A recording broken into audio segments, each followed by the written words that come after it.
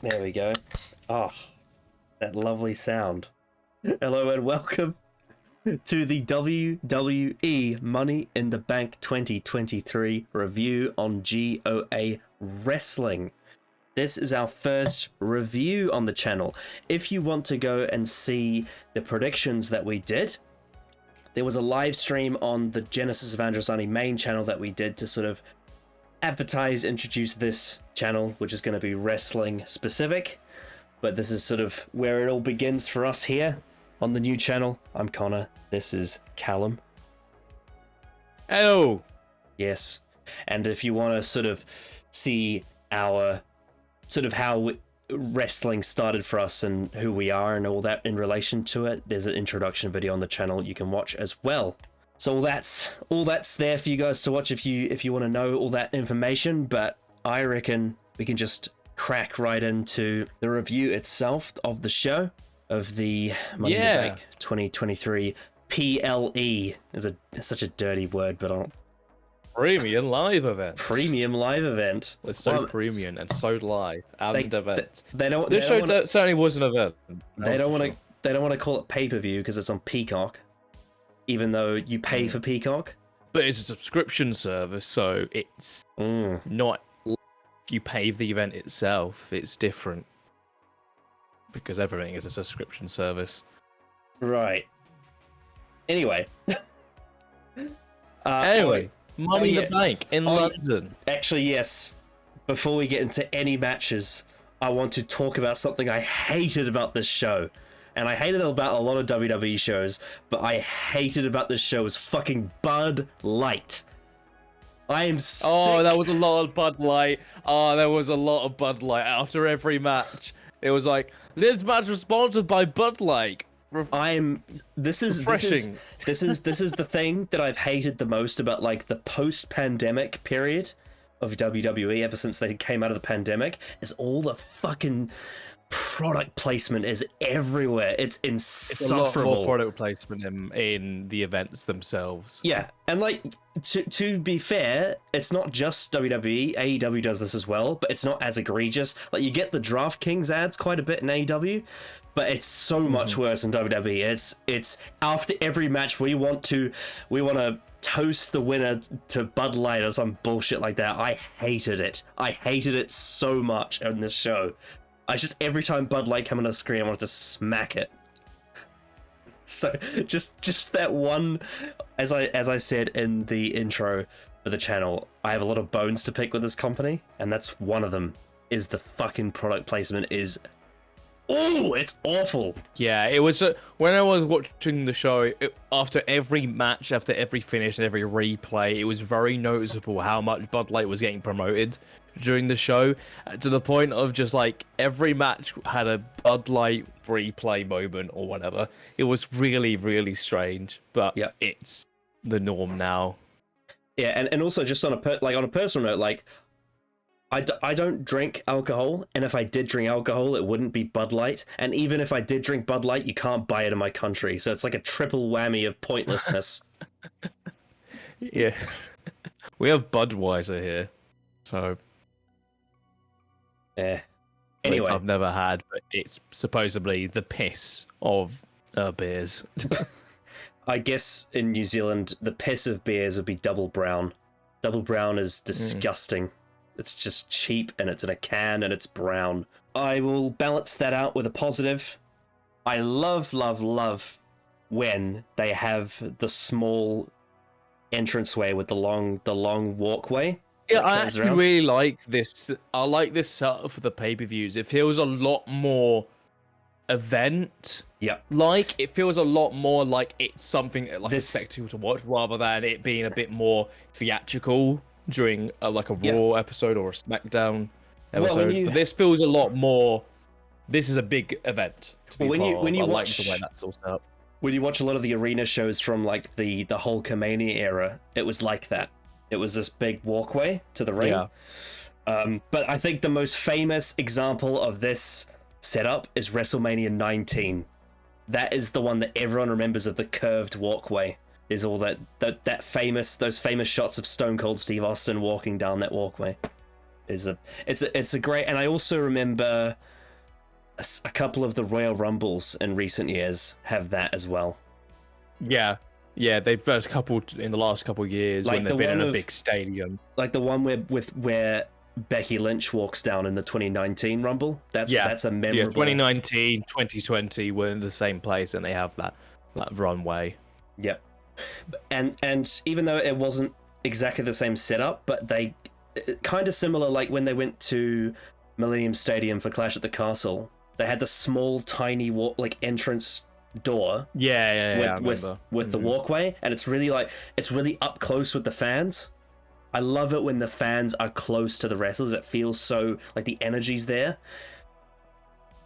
It doesn't feel as I don't know, symmetrical. Like when the setup is really symmetrical, it feels a little bit like overproduced. But when it's like just literally fences with people reaching out to the wrestlers, I love that like intimate atmosphere. Like One Night Stand, ECW One Night Stand is one of the best examples of that, sort of the fans getting close to the entrances and all that. Or like whenever they did the Madison Square Garden shows as well. Mm-hmm.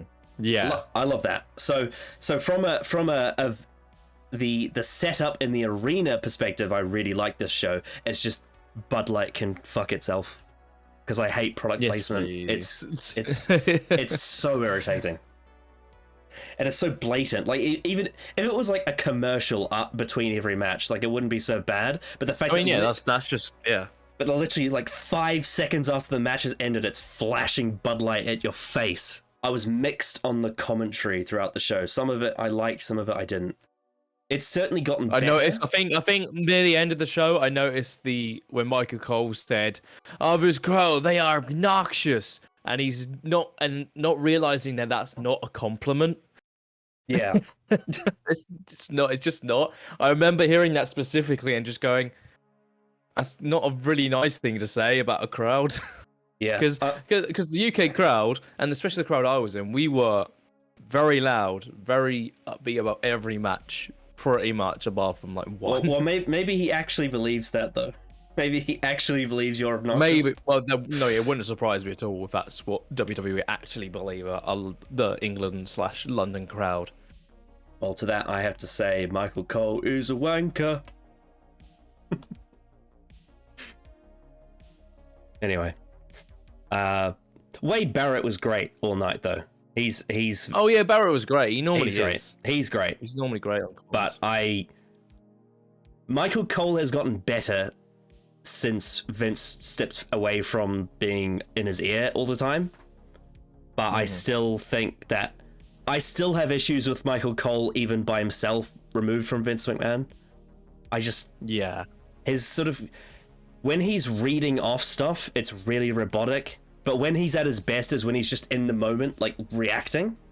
That's when he's really good. Like, you know, when Dom Mysterio turned on Ray at Clash at the Castle, and he's just like, "Damn it, Dom, that's your father!" Like that's what he's really. Why'd you do that? Yeah, why'd you do that? Yeah, that was good. That was really good stuff. I remember. Yeah, that's him, you know, in his element. But when he's just rattling off information, it's just at WWE. And here comes the greatest of all time. Like that stuff it's so just phony. Yeah, it can be. Yeah. And that's why it was such a weird thing to go from that to immediately after that I watched AEW Collision, which has Kevin Kelly and Nigel McGuinness, which is like the best commentary team in the business. Yeah, great table commentary. The only thing that's bad about Kevin Kelly is he can't say Andrade El Idolo properly ever. He might as well just say Andre the Idol. Yeah. Anyway, so that's the salt, pepper, and paprika out the way. I really liked the opening package for the show, which was a James Bond opening movie-esque intro to the show. I think that was quite cool. It was quite neat, I'd say. Because I was at the Wrestle Talk watch party, and I saw Adam Blompier be very, very happy because he's apparently a big James Bond fan. So he was very happy about that. That doesn't surprise me. No, oh yeah, but actually, Mission Impossible is better. Actually, that's a good point. Well, to be fair, you haven't seen that many James Bond films, have you? Probably more so in my childhood because my granddad and my dad were big Bond people, so I probably watched a lot as a kid, but I just don't remember. Right. Well, the most ones I've seen are the Daniel Craig films, and I think one of them is, well, to be fair, I think two of them are good, but I haven't seen one of them in a long ass time. The rest I've not been impressed with. Oh, I agree with that. I love Mission Impossible. Except for one film. I love all of them except one. Well, speaking of Adam that used to be on this channel says that The Living Daylights and License to Kill are the best Bond films. So I would say that's the benchmark that I've heard of. Yeah. And also there's everyone always goes on about Goldfinger, but that's probably just more for it's iconic. It's like Team is iconic. Yeah. Yeah. But yeah, no, I've heard great things about the Timothy Dalton ones. Anyway, we're getting way off track. Yeah, the video packages on this pay-per-view were actually really impressive, I think. Well, that's what they normally are. Every single video package made by WWE editors are normally on point, and they make you forget how poorly told some stories are. Yep, that's right. Yep. I mean, oh my god, the video package they did for the women's tag title match, I was like, what the fuck? This feels like a main event angle. But yeah, no, you're right. The all the intro package stuff, it was really well produced. It felt like the start of a film or something. It was crazy. It does. I really enjoyed it.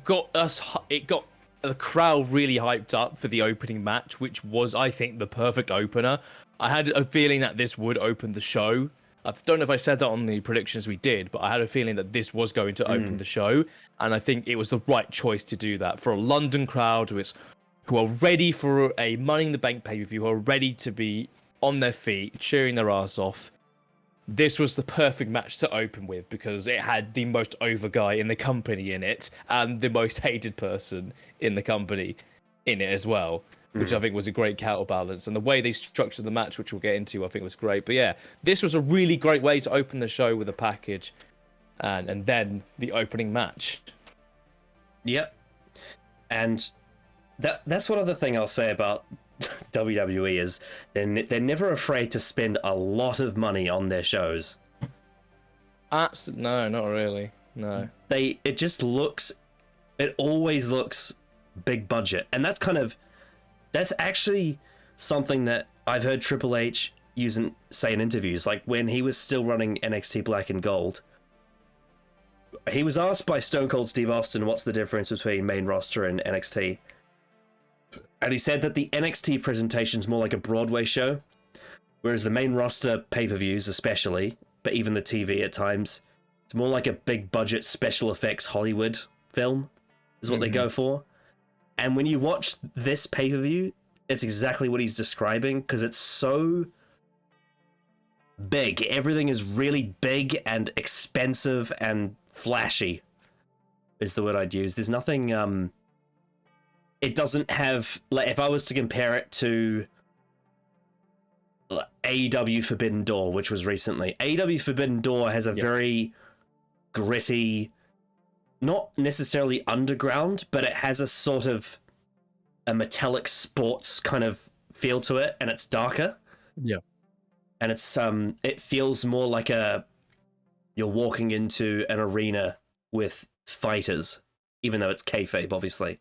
Whereas with WWE's presentation, it feels more like a big budget Hollywood blockbuster with its bright lights and its big presentation and everything. Obviously, even though they didn't have a big stage at this time, it still has that really large feel to it. That is actually something that they tend to do pretty well with the camera work as well. They know how to make things look big, which is really good to have when you're doing a couple of, multi-person ladder matches as well, because you want to get all those angles right. So I think they did a really good job with a lot of the camera angles on this show. Oh yeah, I agree. I think they did a pretty darn good job actually, especially in this opening match. There's one moment in particular that I thought was actually really well directed, which was near the end of the match. Yeah, I mean we criticize Kevin Dunn a lot for a lot of the stupid things he does and says, but he actually does do some things well. Yeah, I think in this sort of last year, I think the direction, how AAA wants the product to be directed, I think is a vast improvement over a long ass time of how it was before. And I think the direction for this pay-per-view, I think, was pretty darn good and really well done. Well, I wouldn't be surprised if Triple H got Kevin Dunn in a room and said, "You're going to do it my way or the highway, mate." Oh yeah, most likely. If you want to stay here, you've got the experience, but you got to do it the way that I want you to do it. Yes, sir. Yes, sir. But it's all the better for it anyway. So we've rattled on for a good 15 minutes. Right. So the show was opened, as you predicted, by the men's Money in the Bank ladder match, which we both predicted the winner was going to be LA Knight. Yeah. Yeah, we did. Yeah. Funnily enough, I saw a thing on YouTube. There was a live event today in Cardiff where he did like a fake retirement promo where he said because he didn't win the briefcase, it was gonna be his last match, and then he said, "But that's what that's what the doubters want me to say." Oh, that's funny. Yeah, but no, LA Knight came close, but did not win this match because this match was won by one of the three people that we said was likely, but I thought it was the one that was the least likely, and that was Damian Priest. I don't think it's a bad choice at all. I think Priest has a lot of potential, much like Knight does, but it's just Knight was the most over person in the match. He was the fan favorite. But with Priest winning this match, I think there's a lot of potential with the Judgment Day going forward, a lot of potential with Finn Balor, which I think we'll get into a little bit later during the world title match. This, I think, is a good choice. I think the reaction online was a bit overblown that it's a fumble. I don't at all think it's a fumble. I would have preferred LA Knight to win the match, but that's just me as a preference, because I think Knight is great, and I think he is a person who can be a main star in the company for the next 2 to 3 years. But Priest can also be that as well, because I think this last sort of year with the Judgment Day on Raw has been one of the most fun things to watch, I think, on the product. And I think having Priest potentially be a world champion within the next year, building him up as a star, I think is a good choice. I think Priest is really good. I think he had a great performance in this match. I don't at all hate this choice in any way. Again, would have preferred LA Knight, but that's my preference. But I think Priest, with the potential of a feud with Finn Balor down the line for the world title, which I think they are going to set up to do. Probably they could do it by the end of the year, or maybe they'll do it next year. I don't know, but yeah, I don't hate this choice at all. I think Priest is a good choice for Senior Money in the Bank, as he deemed himself in his interview later on. Yeah, I mean, like, Damian Priest is also an older guy. You know, he's over 40. He's not a spring chicken either. And like LA Knight, he's one of those guys you want to capitalize on right now if you want to get the main event window with him. Yeah, like you know, if it was LA Knight, I would have been really happy. But I'm not unhappy that it's Damian Priest, because he's having arguably the best year of his career right now. He's not as over as LA Knight is, but he is involved in an intriguing storyline, and he has kind of slowly snuck up on us, which is in these last few months, because he had that amazing match with Bad Bunny at Backlash. And I think from there we kind of deemed, and it was obviously very well reported that he is very highly regarded backstage. He is. So definitely. him winning makes sense. It's something that's why he was free of everybody who predicted who was going to win the match. He was very much one of the favorites to win the match, and he eventually did for, I think, good reasons. Damian Priest was well liked by Vince's crew as well when he was doing that. He had that US title reign when that match with Sheamus at SummerSlam 2021, I think. Yeah, and which was a decent match if I remember. Damian Priest wasn't as hot then as he is now. No, the Judgment Day has definitely elevated him a lot. But yeah, Priest has. Like he's not as magnetic as LA Knight, because LA Knight's just a different kind of person, different kind of character. But yeah, Priest, he's lightning in a bottle, really, and he's a master on the mic, and that's why he's so over, because he has that charisma. But I do think that within himself, I think Damian Priest does have a sort of a natural charisma anyway. It's just a different kind of charisma. It's not a charisma that's going to get the crowd, popping to everything you do. It's more like he's intriguing, but you want to know what he does next kind of charisma. And he's a big guy. He's got a really cool deep voice. He's got like he's Puerto Rican, so he has like a unique look. He's a big power guy, kind of akin to like a Scott Hall style wrestler. He's unique in that, and like you said, he's involved in an interesting storyline with the Judgment Day, which has been the highlight of Raw outside of the Cody Rhodes stuff for the last year. Yeah. So that there is certainly a lot of story that they could do with the briefcase, and I hope that Priest is, an actual really good senior Money in the Bank, because like you said, I want him to hold it for a good while. We haven't had a long holder for a good while. We haven't had like a really great Mr. Money in the Bank since Rollins. There's been I think he was the last good one.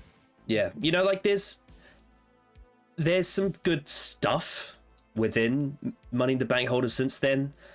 Like the like the Ambrose cash-in was a fun moment, not the reign. Mm-hmm. And then like you said, Boombox Brock, even though the match itself was stupid, like some of the stuff he did with the briefcase was fun. And that month. And like when Braun Strowman when he had the case, he was over. It's just the cash-in was just ridiculous. It just disappeared. And then on the women's side, even though it was annoyingly another one-day cash-in, the reign that Bayley had, it transitioned her heel, which was an interesting move. So there is some stuff in there.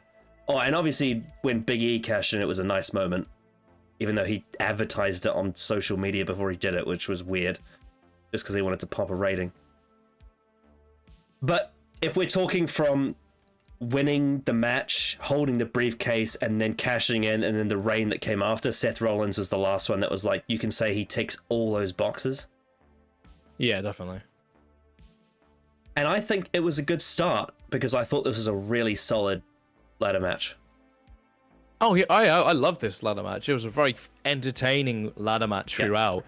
It was the way it was structured around Logan Paul, and how he was just clearly the most hated person in the match, and how every wrestler, every time he got some sort of upper hand, they just pounced on him. Like at the beginning of the match, he was in the middle of the ring and they all just went for him, and the crowd went wild because no one likes Logan Paul. But then you have the little bits of in the end of the middle of the match where Logan is going to Damian Priest like, you, me against them, which is one of my favorite spots in wrestling because it's so fucking funny.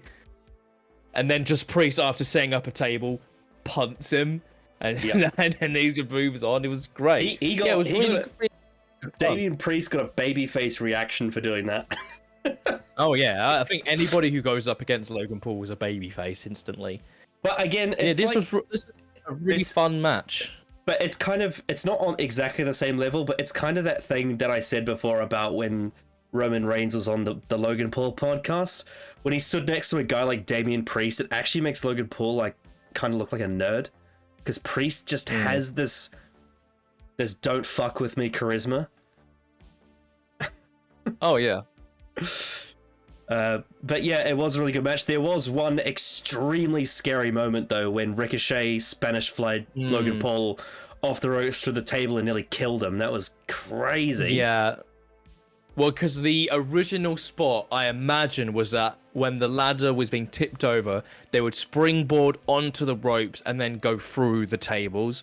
But that didn't happen. They both sort of fumbled it and had to be standing on the second rope. And then Ricochet grabbed him, Spanish flied him through the table, and it was a bit of a rough landing for Logan, who had a lot of scar and bleeding on his shoulders after that moment.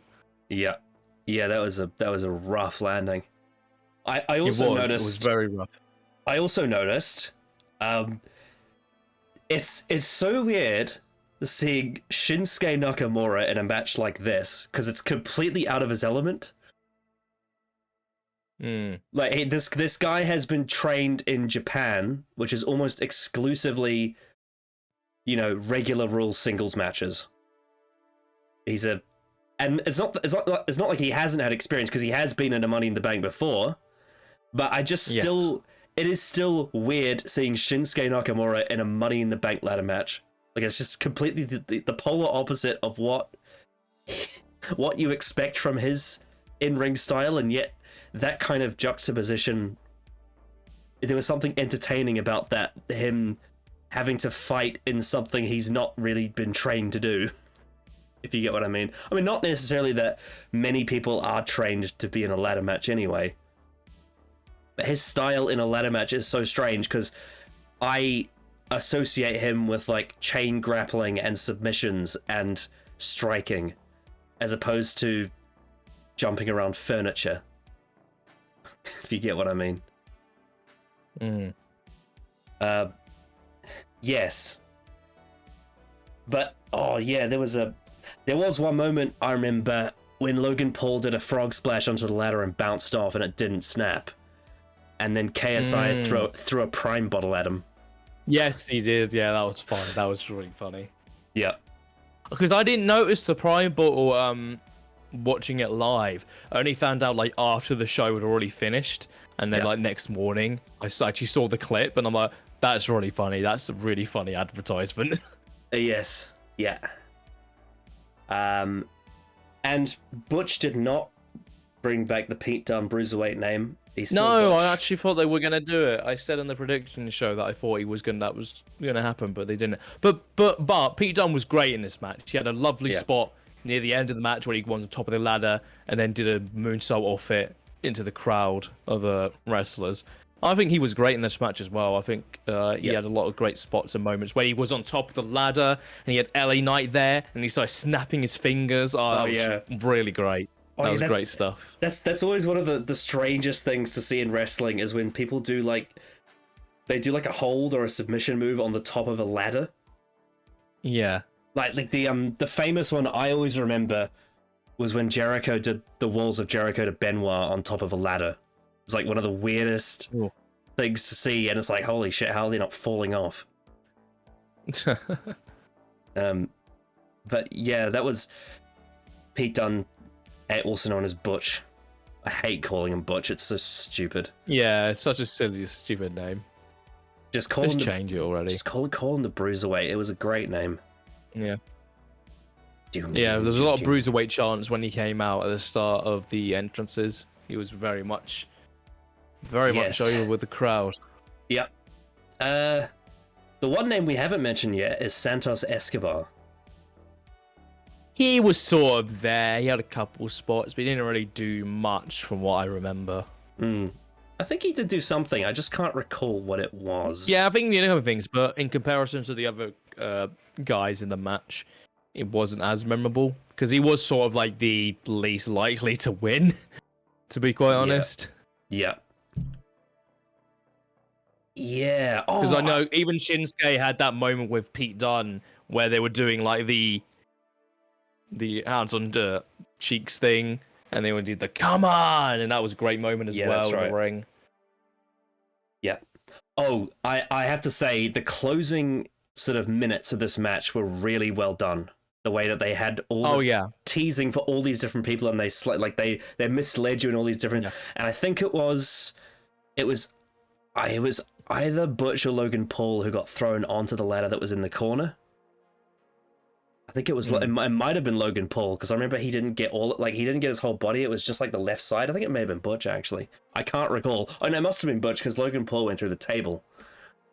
Yeah. And then they really got us. Like, they teased LA Knight winning. They teased it was really close. Because he started to unhook it, so I thought, oh my god, he's actually gonna win. But then, really well directedly, Priest then goozles in by the throat out of nowhere. He comes completely out of nowhere in terms of where the camera was, and then he just knocks him off. And then Falcon Arrow. Falcon Arrow, then climbs up, and then he wins the briefcase, which I think was actually a decent finish to the match. Yeah, they knew what they were doing there, teasing LA Knight winning, because they knew that everyone wanted him to win. Oh yeah, everyone wanted him to win. Yeah, but of course, I think this Damian Priest winning, I trust, is because Triple H has an actual story in mind he wants to do with it. Yeah. You know? I imagine it's probably because he wants to do something with that briefcase in the Judgment Day, so I think there's a good reason for LA Knight not winning it. You'd hope.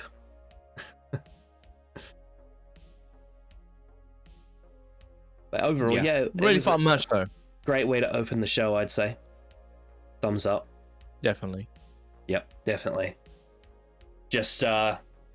I just hope that at some point down the line, LA Knight gets his moment. You'd hope. At some point, yeah. That'd be nice. And hopefully the crowd stays with him, because if they cool off, that would be a shame. Then, after that, we move on to the match I thought was going to be completely forgettable, but it actually did have something really important happen in it, to some extent. Yeah. I mean, the match itself, literally nothing happened, because nothing actually did happen. Well, it was last year's Miss Money in the Bank, and I have a big back girl versus team MMA. Yeah. For the Women's Tag Team Championship. Another match that both of us predicted the wrong outcome. Yeah, well, because I didn't expect there to be a bloody heel turn, because it kind of came out of fucking nowhere. Yeah, I haven't been watching the weekly shows. I don't know if this has been foreshadowed or not. I don't think it has. It hasn't at all. Even like some guy I was standing next to after the turn happened said to me, there's like rumors that Ronda will be going back to UFC for one last match with someone, because it's going to be the first sort of like project with Endeavor with the whole UFC WWE joint company thing. Yeah, that's the rumor, maybe. But in terms of the actual setup for this heel turn, there was none. It just sort of happened. Like, this happened like 7 minutes into the match already, and she just turned on Ronda, which doesn't really make sense. Why not just do it? Honestly, they should have just done it at the start of the match. I feel like that would have been a lot more like it was a big reaction to the turn itself, sure, but if she did it at the start of the match, I feel like there'd be room to be like, okay, she has a reason. She's not just randomly deciding to turn heel 7 minutes into a match. Do you remember, this wasn't necessarily a heel turn, but Survivor Series 2009, there was a triple threat match with Cena, Triple H, and Shawn Michaels. And this was during the last DX run. And it was like, how is John Cena going to retain against these two people that are a tag team? And then literally after the bell rings, Shawn gives a sweet chin music to Triple H immediately. Oh yeah, I remember. I've seen the clip. Immediately, and then John Cena does the meme face. Yeah. He does a lot of memeable faces. Yeah. I mean, that wasn't a heel turn, but that something like that. If you had to do it immediately at the start, and then Ronda had to do a handicap match.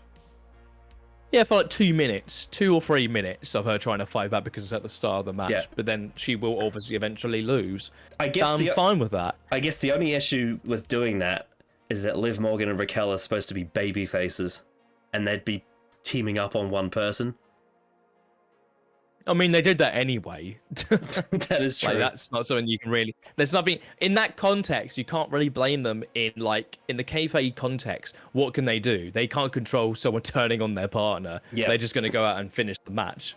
Also, this probably means that the women's tag titles are just going to be in an irrelevant vortex for the next few months now. They have been for the whole year since Trips has taken over. It's one of the areas that he has absolutely fumbled.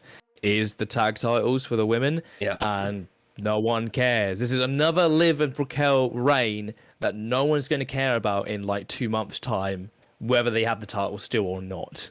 Yeah, well, I mean, because Liv Morgan has cooled off completely in the last year. Yeah, her title reign when she won the belt was horrendous, and yeah, I don't see how this reign is going to get any good. And Raquel hasn't done jack shit since she lost the NXT Women's title to Mandy Rose.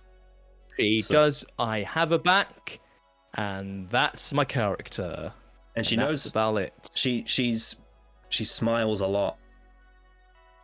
Because she's a face. She smiles, has her back, and that's her character. I do not believe for a second. Here's the thing, even in real life, they probably are good friends, but I don't believe for a second in kayfabe that Liv and Raquel were friends. I don't care about these tag titles because the booking doesn't make sense. No one had any reaction to this match until the heel turn, and no one cared about the finish anyway.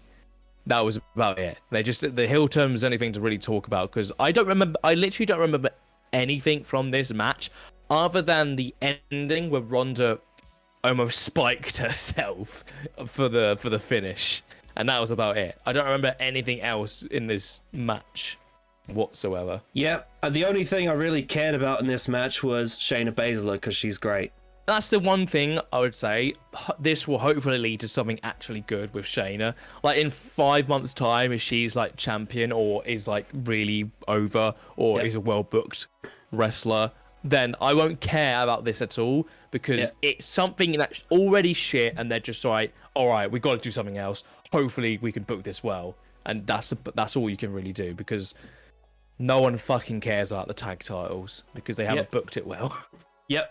I don't know how much of a hot take this is, but in my opinion, as much as Ronda Rousey is of the two far more legendary MMA fighter, Shayna Baszler is, in my opinion, the superior professional wrestler over Ronda Rousey. Oh, I don't think that's a hot take. I think that's a very cold take. I think everyone, I think Shayna was clearly the babyface in terms of the crowd reaction to the turn.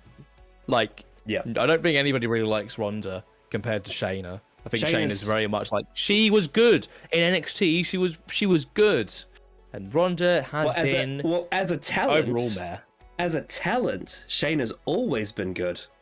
Not necessarily booking wise, but as a talent, she's always been really good. As a professional wrestler. And then with Ronda, it just depends, really. Sometimes she can be good, sometimes not. But Shayna is a natural at this. Oh yeah, she's great. Her NXT run was really good. We rewatched one of her matches recently, which was pretty good, I think. With Kairi Sane, wasn't it? We watched her match with Kairi Sane. Yep, and that was a really good match because Shayna Baszler and Kairi Sane are great.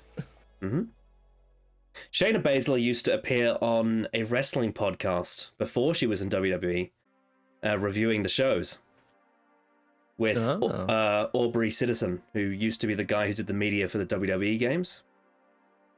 Oh, that's cool. This might have been slightly before your time, because this was sort of it was around about your time. It was 2014-ish, 2015. Yeah. Oh yeah, I'd be watching by then. And he used to have Shayna Baszler and Roderick Strong on a lot. Ooh. This was when Roderick Strong was in Ring of Honor, and Shayna was still an MMA fighter. It's weird when Roderick Strong debuted in NXT, and I heard all these people say he's boring, because I only knew him from that podcast, not from wrestling. And I was like, this guy doesn't seem boring to me at all. He's actually a pretty cool guy, but I only knew the actual man behind the character. Of course, that was before he joined the Undisputed Era, and that changed everything. Oh, yeah. Yes. Anyway, the women's tag match was whatever, and then the heel turn was out of nowhere, but it had a really good video package before it. I don't remember the video package, to be honest, but I imagine it was good. Yeah. The on the press conference after the show, the interview with Liv and Raquel was extremely awkward because they were asking them kayfabe questions, and it was really hard for them to answer because there was nothing they could say that would make them look like a babyface in the situation they were in. The press conferences for WWE, ever since they started doing them, like a year ago, they're sometimes very hit and miss. The one person who's always great on them is Cody Rhodes. He's hilarious. Yeah, because he referenced What Culture Pro Wrestling in his press conference, which is quite funny. He made like a foot fetish joke. He like took his shoe off and like it was weird. Cody is like a person who is sort of like a boomer, but he's not cringe. Well, he's very spontaneous. Yeah, he's like the boomer that's not cringe. I love the one at Royal Rumble where he comes in just after winning the Royal Rumble match, and they're trying to ask him questions about like the biggest moment of his whole career up to that point, and he's talking about how good Mountain Dew Pitch Black tastes. He's like, "Damn, that's a good drink." Where were we? Does Cody Rhodes have ADHD or something? He's very very strange. Maybe the character does, I don't know. I mean, if you look at his AEW promos, he seems very ADHD. With how distracted he gets all the time, and the amount of tangents he goes on. And I would know that because I have ADD and I have tangents all the time. It's why these videos go so long. Ugh. Yes, anyway, moving on. We had the match that we both very correctly guessed the predictable outcome of. The most easy one to predict. And that was Gunther versus Matt Riddle, which I really quite enjoyed. It wasn't too long. It was only 7 minutes 45. Yeah. But it did the thing that I've really liked about, interestingly, what I've really liked about AEW Collision so far is it focused on it's all about how can I target someone's weakness. And so in this match, Matt Riddle had an injury that Gunther took advantage of, and he made the best of it by untaping him and submitting him. So it was a very like sort of realistic scenario, which is what Gunther's matches usually are. They usually are structured sort of in like they're not like a shoot, but they are structured as if they were a logical sort of fight, if you get what I mean. Yeah. I thought this match was decent. I don't think it's my favourite Gunther match that's been on the last year. I think it didn't. If it had like extra like 3 to 5 minutes, I think it could have gone really good. I don't think it reached the heights that I thought it could have, but I think it was a decent match with a really cool finish. I thought the finish was really good. Yep, slice about 25% off the Cena bullshit, and you could add that to this match. Yes, seriously. It's ridiculous how long that segment was. Add it to this match, and I think this probably gets up another level for another like 3 minutes. And yeah, I enjoyed this match, and I really liked the finish. I think the targeting of the foot of Matt Riddle's taped up foot, and then just slapping the shit out of it, and then just hooking it in a submission, and he instantly taps. That is a great finish. Yeah, Gunther is really good. Well, because it's really fun. Well, it makes sense because Matt Riddle is a former MMA fighter, and Gunther his style is very sort of pure striking. So it kind of having them do an MMA style, at least inspired match. It's not like an MMA fight, but to have it kind of revolve around that idea probably is why it worked. But I also know that if you'd given these men another 5 minutes, they could have really turned it into something quite... Yeah, definitely. Quite good. But I wasn't dissatisfied with it. I think they did a decent job. No. I think it was a decent match. Yep, definitely. But then... I think one of the biggest moments happened after that. Yes. Before we get to that, I was just going to say it was interesting to see the contrast between both these men's entrances because they're polar opposites. Oh yeah. Mm-hmm. Oh, the Lufthansa intro is always my favorite part of Gunther matches. Really, it's such a great introduction to Gunther. Like the pub I was in for watching this pay-per-view, we were just shouting and saying along with Kaiser. His whole intro is like Gunther. Yeah, it was so fun. I just wish such a great entrance. I wish though that they had kept his original Imperium theme. Yeah. And it's not like they don't have the rights to it. It's made by Def Rebel. It's the same producer. But that theme he had as Walter in NXT UK was perfect. Yeah.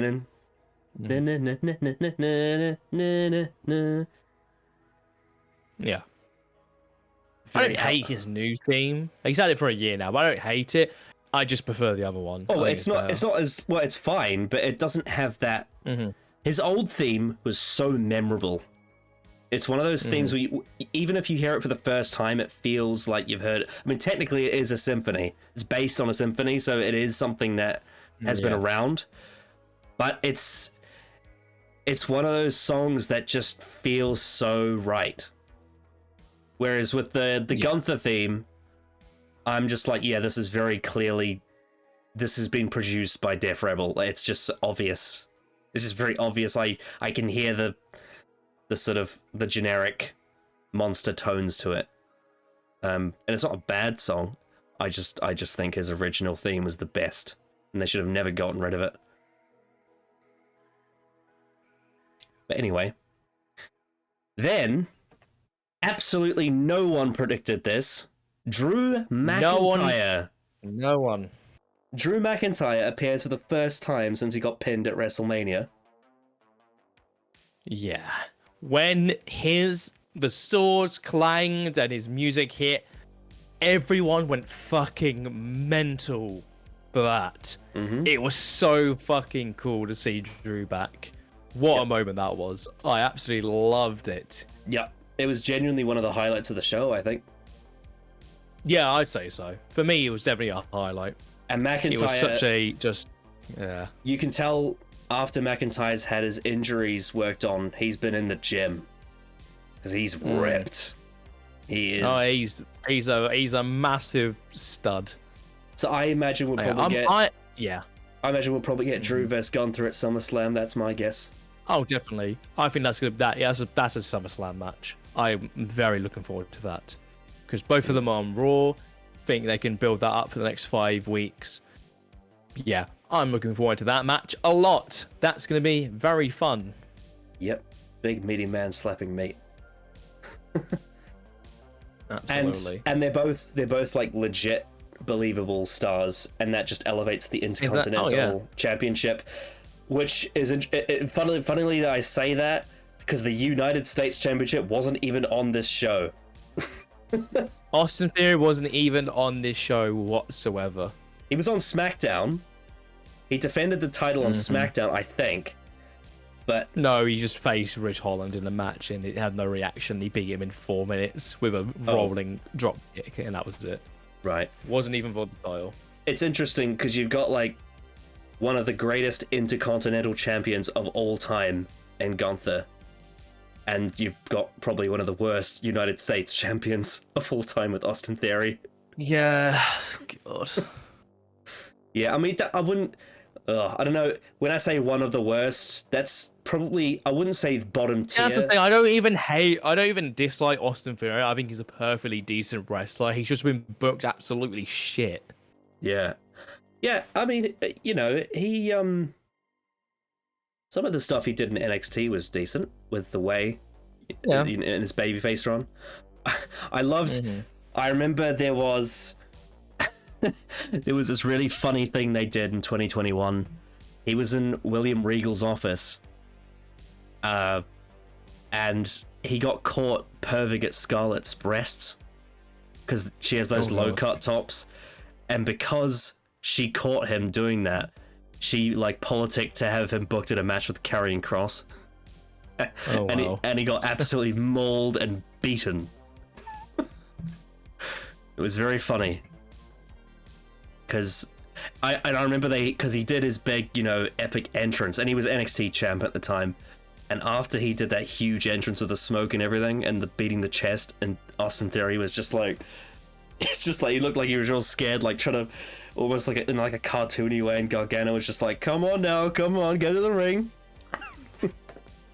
But then once he started doing selfies with Vince and captured the golden egg, that was, ugh. What are we doing? Oh boy. Yep. Anyway, he wasn't on this show. Nope. I tell you who was on this show, though. An actual superstar, Dominic Mysterio. An actual young prodigy in the making. Now, we got this prediction wrong, and I blame you for this. Because you said that this was going to be the main event, and it wasn't. Because that's what they said. That's what they said on SmackDown, the main event. Because if someone told me... You know what? That's stupid. Let's not do that.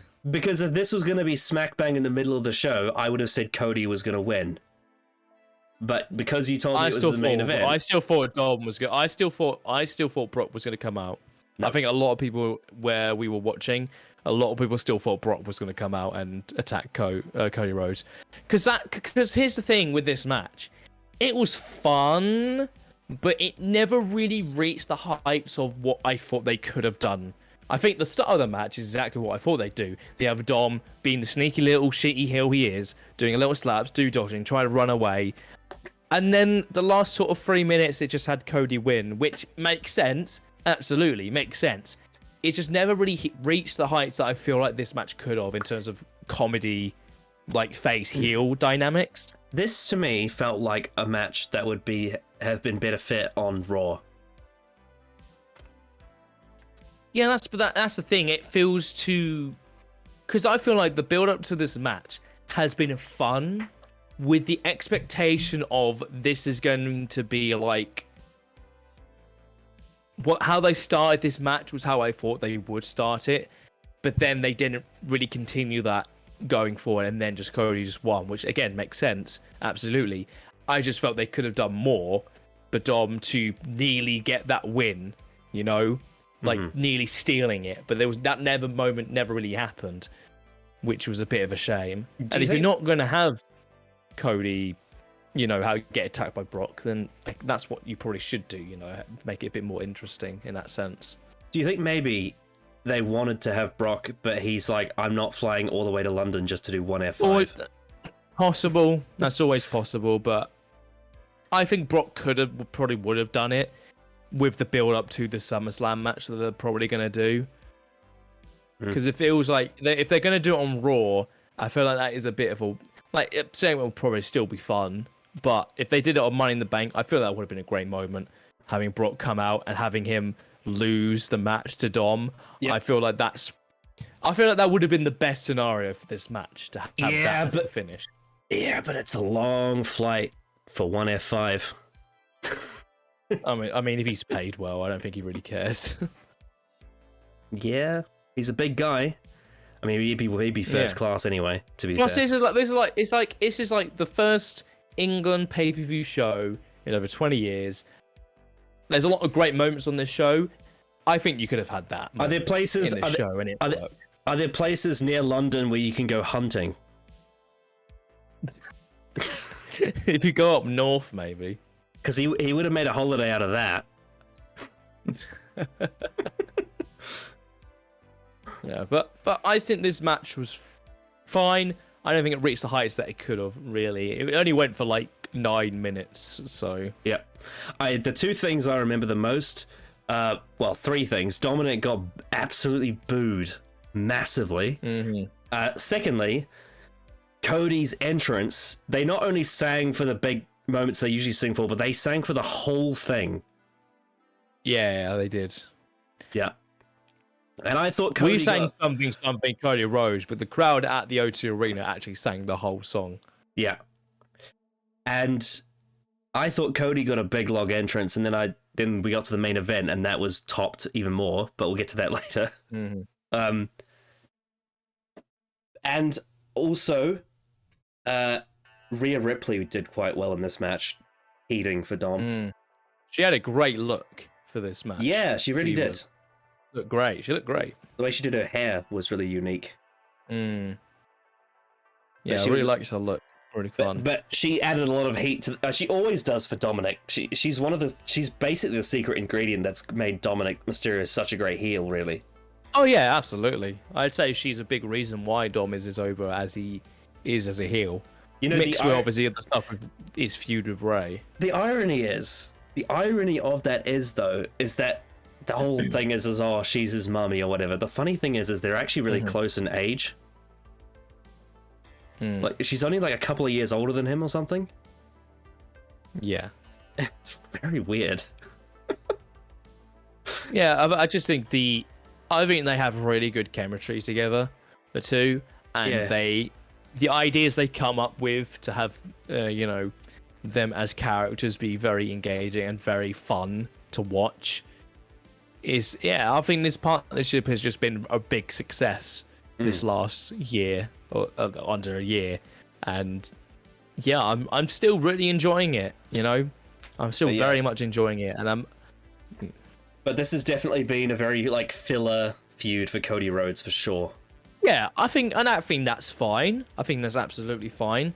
I just think the finish of the match if you just hype up Dom a bit more, maybe because it didn't really do anything for either. It doesn't make Dom more over or Cody more over, really. But yeah, I very much enjoyed the match in a sense, and I enjoyed this feud. It's just probably could have been a bit more. It's kind of like how 1 month before the pipe bomb, John Cena had a feud with R-Truth for the title. Capital Punishment.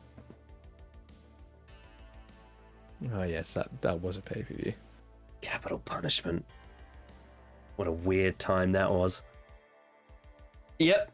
And then after this match, out of nowhere appears John Cena, and no one knew. I remember seeing Pete Cornell just going, what? Like, because no one in hell thought this. No, it was so fucking out of nowhere. It came back from a commercial, and then all of a sudden, John Cena's music hits, and everyone fucking loses their minds. It was insane. And it was fucking crazy. It wasn't advertised, and it's in London as well, so it's so far away from the US. Well, because I don't know if you've seen it. There was a clip going around Twitter where he was with some friends, and some guy or person, I don't know, was filming him, like interrupting him while he was trying to have a conversation with a friend at like a bar or pub or whatever. And he says to the person, "Can I continue having some time with my friends?" Which he referenced in his promo with Grayson Waller. And I believe that was in London, like England, I think that was, because it was quite recently. So I don't know if that is where that clip took place. So he was in London, recently, if that is where that clip took place. But no one even thought for a second he was going to be at this show. It was so out of nowhere. They just played his music, and everyone's like, "What?" It was just completely, and it was also right after they put WWE 2K23 on the screen, and he's on the cover of it. So they planted that seed in your head, and then immediately dropped it. It was so because I remember the match had just finished between Cody and Dom. Everyone was probably just going to get drinks. Everyone was having a chat, just chilling, waiting for the next match, which would have been either the World Heavyweight or ladder match. And then all of a sudden, the music hits, and everyone's just like, "Fucking what? What?" Everyone's lost their fucking minds. Yeah. Yeah. So it was a big shock. I was just like, hold on a second. We haven't seen him since WrestleMania. Yeah, it was fucking crazy. Yeah. Then he comes out. And then he comes out. And then comes down. And then we get what a lot of people have speculated is WWE's reaction to All In. It very much is. I'd be surprised if it wasn't. Because it became very quite clear. Because AEW All In has set a new attendance record for professional wrestling in the UK. Yeah. 65,000 at least by now, and it could rise even higher. I'm one of them. I will be going there. When they start to announce the matches, and if they have some surprises on there, it could rise even higher. There's no matches has been announced at all for it, and we're probably going to start getting that soonish. Because that's the next pay-per-view. That's the next event for like if they announce some names for that show and that's some matches, and even if they announce some people like surprise names as well, that could bump that number up even higher. Oh yeah. And so John Cena came out to the ring and said WWE should have WrestleMania in London.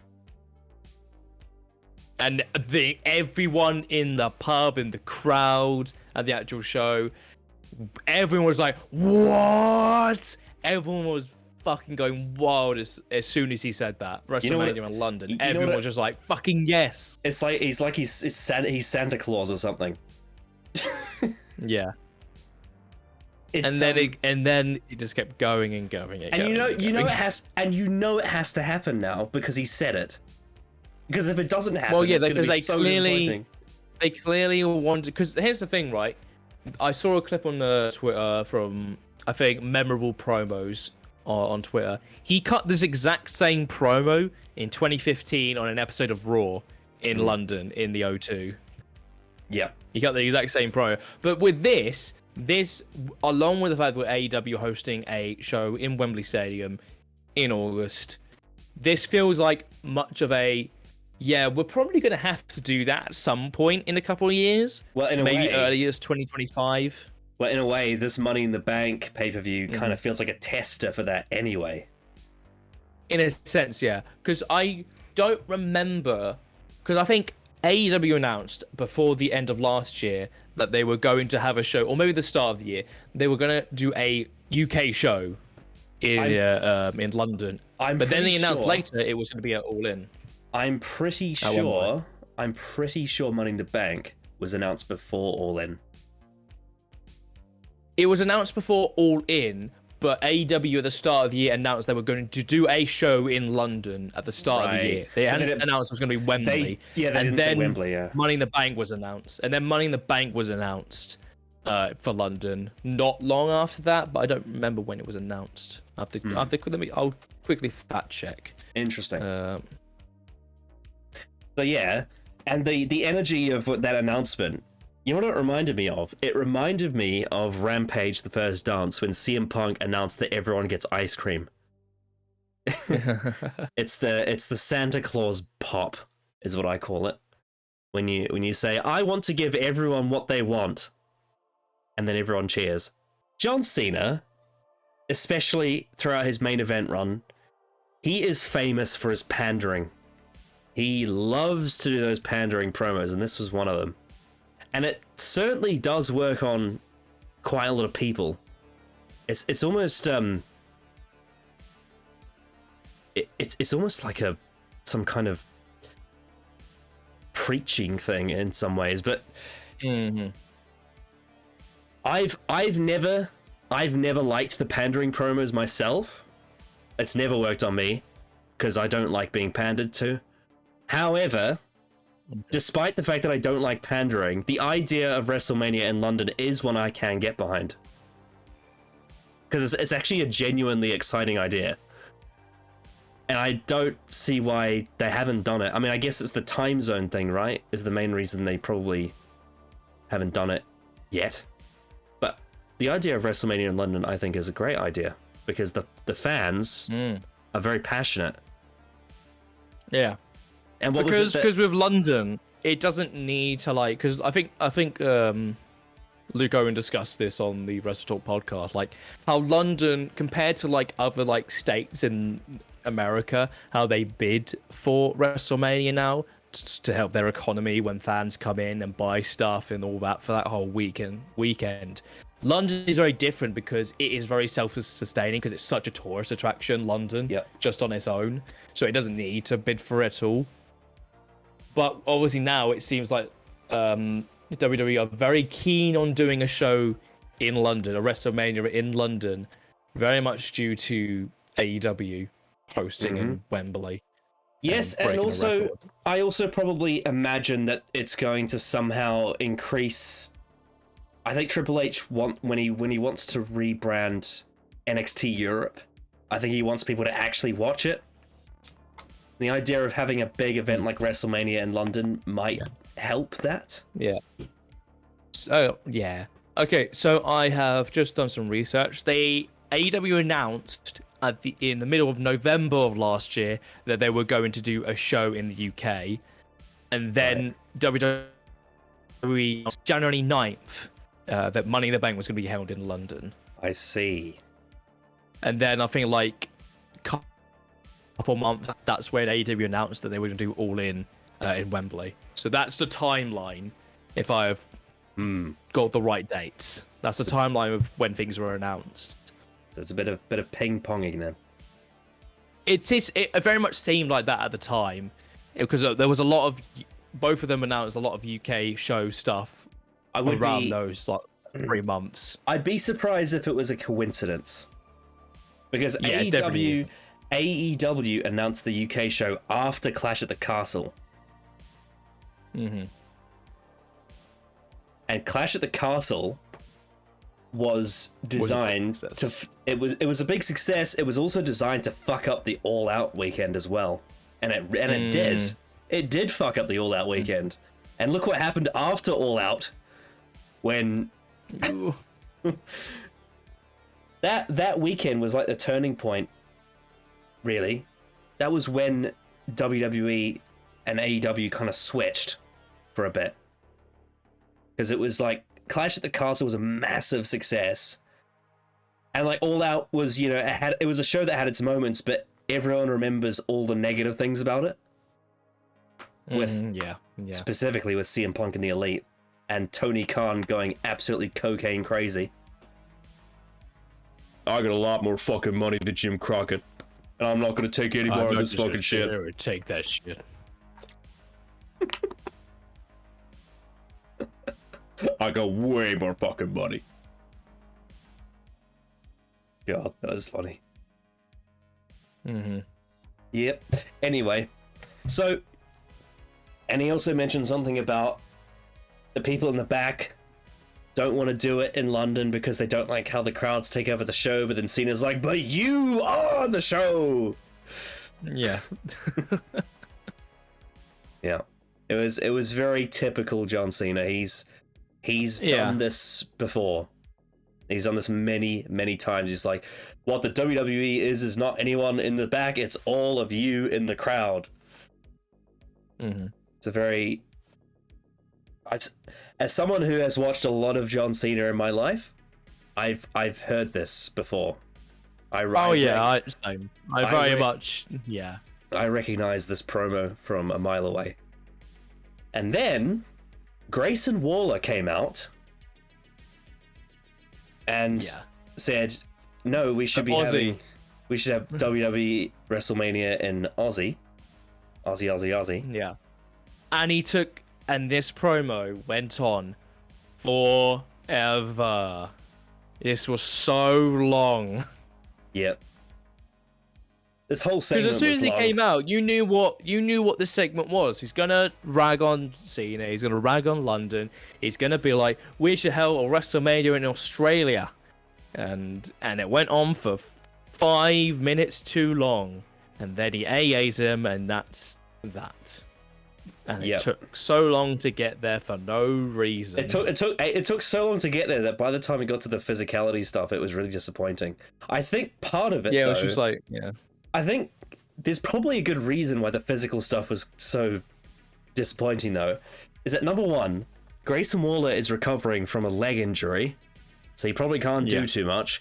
And number two, John Cena is no longer at his peak in terms of in-ring physical condition. No, he's not. He's been noticeably lighter. and his match with Austin Theory at WrestleMania was not very good. It was very average. He kind of looks how do I describe it? It's like, you know, when you've got like a bottle of toothpaste but it's squeezed and it stays squeezed. That's what Cena's body looks like these days. He's not as bulky as he used to be, and like his neck is really skinny, and he's quite pale. He's definitely getting older, like the bald spot. But yeah, I think this segment had its positives, but it also had its negatives. It was very long. I would have preferred if Gunther had gotten that time, to be honest. Yeah, I would have too, very much so.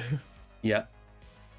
But, you know, it wasn't terrible. I don't have the bile in my body for the Cena pandering anymore like I used to, because he's barely appears. So when he actually turns up on the show, it's actually a special attraction now, as opposed to every Monday like it used to be. You know, like back in like the peak PG era, when it was his bullshit every week, and I was just sick and tired of it. Like, I guess I'd probably say it was at its most egregious from like 2008 to like just before the pipe bomb. That period of time was very, very painful, especially like during the Nexus. Ugh. Rough time. But now that he's only appearing every now and then, it's a bit more palatable. And also, one noticeable thing is that Cena actually he actually has the crowd on his side these days, which is so weird. Does, yeah. Because I grew up with like a decade of him getting booed out of every building. Because I think now a lot of people around that sort of 20 to 25 range were obviously fans who were like him, are fans of him during when he was much bigger. I think a lot of fans are a lot softer now anyway. But I'm someone who is like, I remember, I wasn't there at the time, but I know how shit you were. I remember. And I still like Cena. But it's very much like he's not the GOAT. He's not. Oh, you know, I always hated it when Michael Cole would say he's the greatest of all time. I always hated that. That's because that's how, you know what's so fucking funny? And I noticed this from Wade Barrett. He said, and it was just like so funny to hear. Barrett, I think, was like to Cena after he was getting attacked or something. It was like, the crowd's hated Cena for 15 years. And it's like, oh my god, they made that canon. Yep. That's right. They finally acknowledged the shit years. He did a little subtle dig at Cena for like when you remember when Cena buried him? Yeah. He did a small reference to that as well. He's there were reference to that. People's careers can get knocked down by him. I would know. Something like that. It wasn't like in poor taste, but it was a little heel moment. But yeah, I'm sure at some point on this channel I'll get into the nuts and bolts of Cena's career, because there's a lot of stuff there. But I think there's a few reasons why he doesn't get booed anymore. I think number one, I have some hot takes about this period, but I genuinely think that there is something about his 2015 to 2017 run that's different to the rest of his career. Like, just the way he operates, not necessarily saying it's... I still have criticisms of it, but there is something about his whole mindset of those few years that is different to the rest of his career. Because it feels like he takes the ball into his hands more, and it feels like there's less, I'm just going to do what Vince tells me. Once he got to the point when Reigns became the guy, it felt like Cena was writing his own promos, and he was writing his own matches, if you know what I mean. It's like he had more control over himself, and it felt like the guy behind the character was really the one driving his stories. And that felt different to his sort of the run he had when he was the guy, and he was basically just doing whatever Vince McMahon wanted, which a lot of the time was very, very, very, very, very annoying.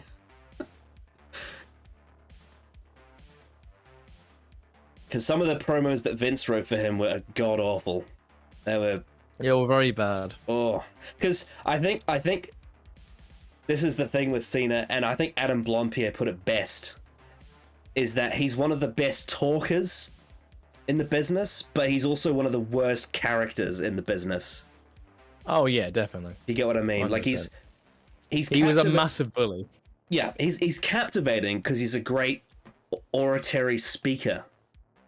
And he's very charismatic, like, talker. He knows how to draw you into what he's saying. But the actual content of his character in his peak run was very, very weird. And it definitely comes from what Vince McMahon thinks a babyface is. Not what we think a babyface is, if you know what I mean. Yeah. Yeah. Man, when he remember when he stole Zack Ryder's girlfriend? That was such bullshit. Yeah, it was. Oh, very strange. Rise above hate, though. He's a inspiration for all the kids, right? Yeah. But yeah, this went on way too long, but it was fun to see him for the entrance and to say, WrestleMania in London, please. Well, you know, it's kind of not exactly the same, but you know when CM Punk came back on Collision and we just say, like, his presence hits different to the other guys? Yeah. It's the same thing with John Cena. When he's on a segment, he just feels so much more important than a lot of the other guys in WWE. He has a star power that a lot of the other roster doesn't have. You know, there's athletes that are really talented, and there's admirable people that are working in the WWE, right? But they don't have that star power that someone like a John Cena has. That makes everyone in the whole arena think this is important. What I'm seeing is important and I have to pay attention. And Cena has that, and CM Punk has that, and guys like The Rock and Steve Austin and Hulk Hogan and Ric Flair, they all... Well, maybe not anymore, because Ric Flair's changed a bit. But in his prime, he had it. There's just those certain people that have that thing about them that kind of force anyone watching to pay attention. Mm-hmm. And Cena has that. And so, naturally, having him make an announcement like this makes sense, because he has that kind of star power to make people want to pay attention. Because if it was another person, you know, if it was Austin Theory making this announcement, no one would give a shit. I mean, yeah, no one would. Like, if he said WrestleMania should come to London, it would get a pop. But if it's John Cena saying it, people actually would believe that it's going to happen. Because he has that much. Oh, yeah. I gotta imagine that there might have been a couple people who thought, oh, is he announcing it right now? Maybe. I think it had that sort of reaction when he said it. Because his words actually hold power in the eyes of the viewers. So, yeah, very interesting. Yeah. But yeah, I did have issues with this segment. I think Grayson Waller is talented, and he definitely has an entertaining factor to him. I haven't seen much of him, so I don't know. Yeah, I mean, it's refreshing to have an Aussie on WWE, that's for sure. Yes. But this was too long. The physical action was really disappointing, but I guess it's understandable. And the pandering was typical. But you know, it wasn't as egregious as the Bud Light, I'll put it that way. No, not. Yeah. Anyway, let's move on to what I thought was the sleeper hit of this show. And that was the women's Money in the Bank ladder match. Yeah, the match was great. I think this is definitely probably the best women's Money in the Bank match. 100%. I think this is the best women's ladder match I've ever seen. This was a really, really fun match with a lot of good story dynamics in this match as well, which obviously played into the finish. Yeah, this match was really fun, really entertaining. Yeah, it had some good athletic moments and a bit of violence. Like the I think, you had Io Sky doing the moonsault. You had Trish, who actually did some pretty hardcore moments, which was, I would like, for someone who in her late 40s, I was surprised, but she went pretty hard on this. The nastiest spot in this match was when Zoe Stark got powerbombed on the ladder. That was insane. It looked like her spine snapped, but it didn't. But it looked like it could have. The way she landed on that ladder was insane. The Zelina Vega Zoe Stark powerbomb spot. And yeah, there was some really good story, as I predicted, really good story dynamics that were built off the feuds that were going into this match. And I thought that the finish of this match was really creative. Because I think this is one of the best finishes of the year. Yep. Because this was a really clever finish. They set it up where Trish and Zoe Stark wanted to handcuff Becky Lynch to the ropes to take her out of, the competition, right? But then that led to this was so creative and it was so fitting because the whole damage control thing, obviously Dakota's injured, but between Io and Bayley is that they're supposed to be working together. But it's very clear that Bayley is working for herself. Yes. And despite that, Io she gets around it. I think the most interesting part of this thing is it's kind of up in the air. Like it's sort of, you're always guessing, is Io aware that Bayley is being selfish, or is she not? Is she oblivious to it, or is she aware of it and she's playing with her? But it turned around because there was a moment where Bayley pushed Io off the ladder. But it was like kind of the way the commentators sold it was really well done because they said, Bayley didn't see it was Io, and Cole's like, I think she did know. And Io was taken by surprise. And it was like, was it a misunderstanding? Was it on purpose? It probably was on purpose. And then you get the finish where Io handcuffs Becky Lynch and Bayley's arms in between the ladder and she climbs over them to win the match. It was awesome. Great finish. Yeah, love the finish. Really good stuff. Like how they set up, obviously, with Trish and Zoe start trying to hook Becky into the ropes or whatnot.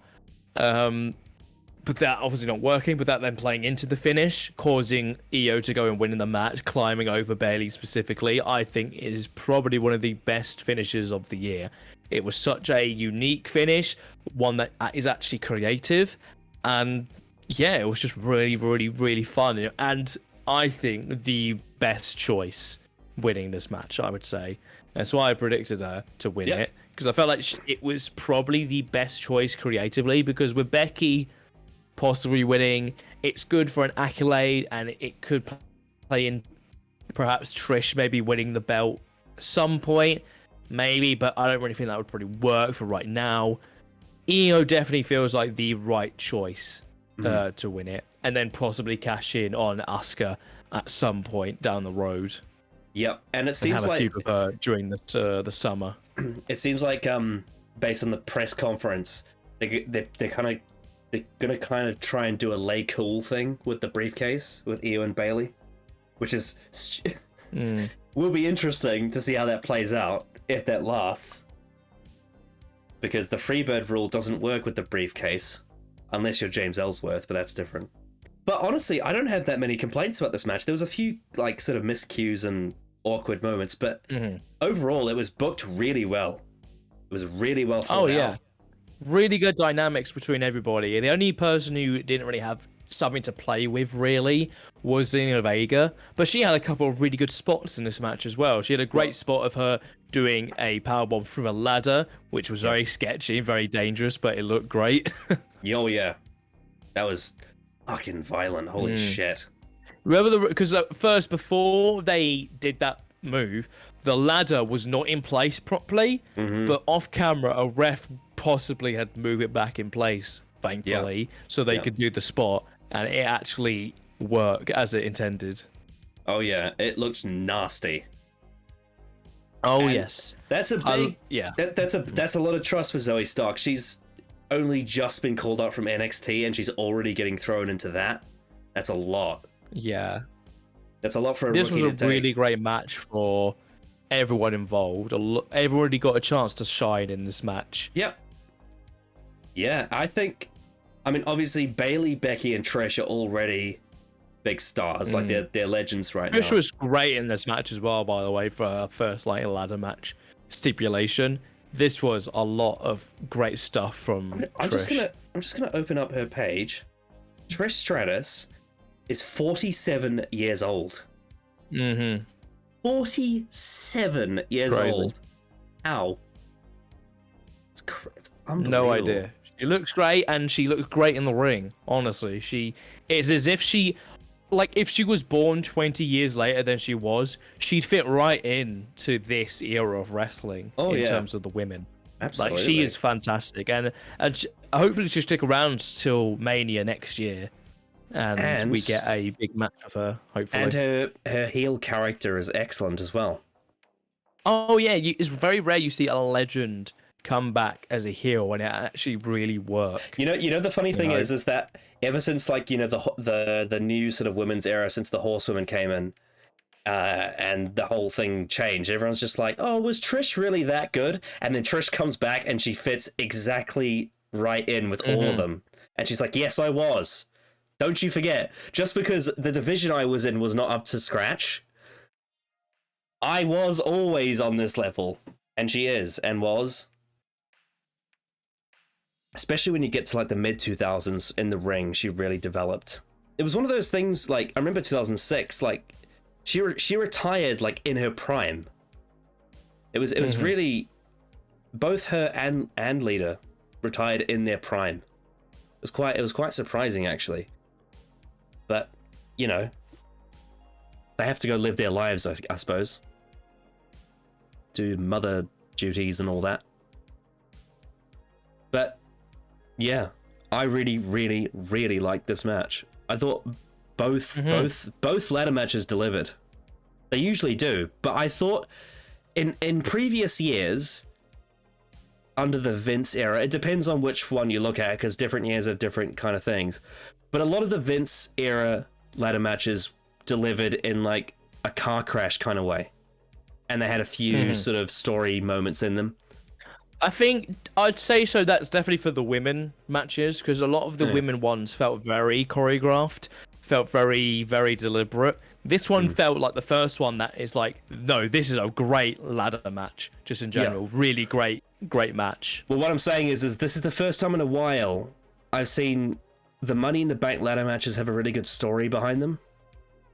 Like an actual psychology story. I mean, we did used to get them. I remember the 2013 ones had a really, really good story behind them. I loved that match that Damien Sandow won in 2013.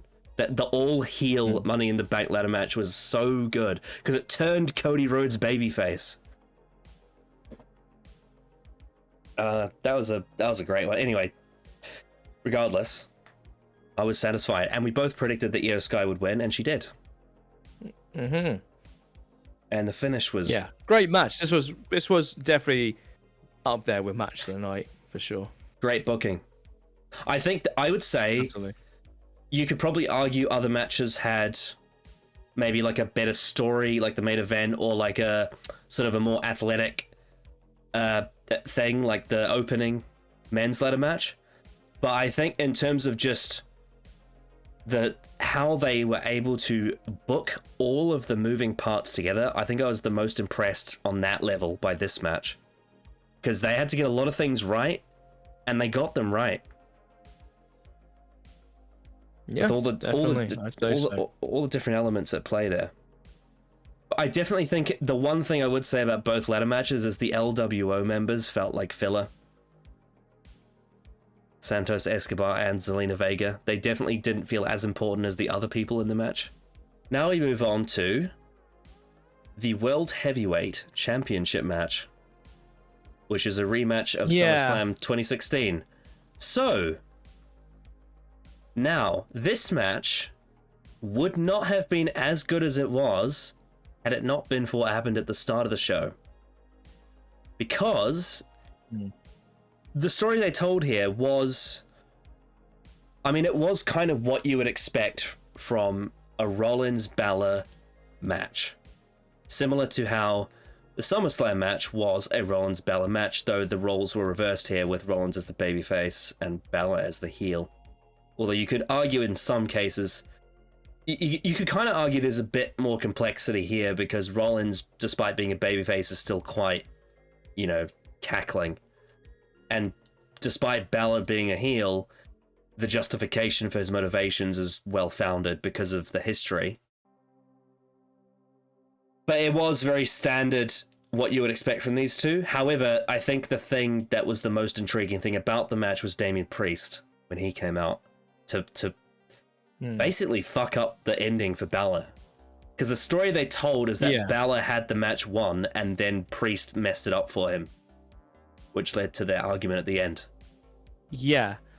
I thought this match was largely fine, and I feel like the finish, I feel like it was too short, honestly. Again, same with the Gunther match.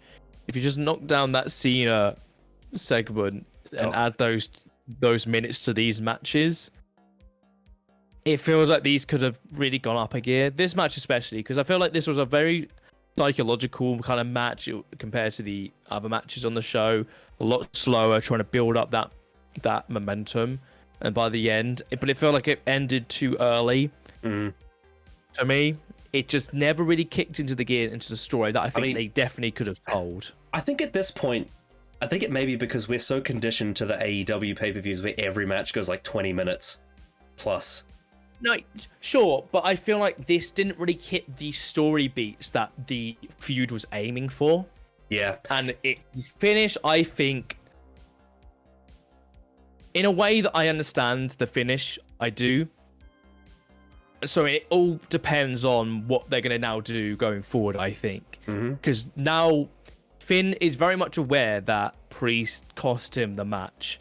Whether or not Priest is going to admit that is another story, but it feels like on Raw there has to be an acknowledgement of what happened and whether or not Finn is about to be kicked out of the Judgment Day.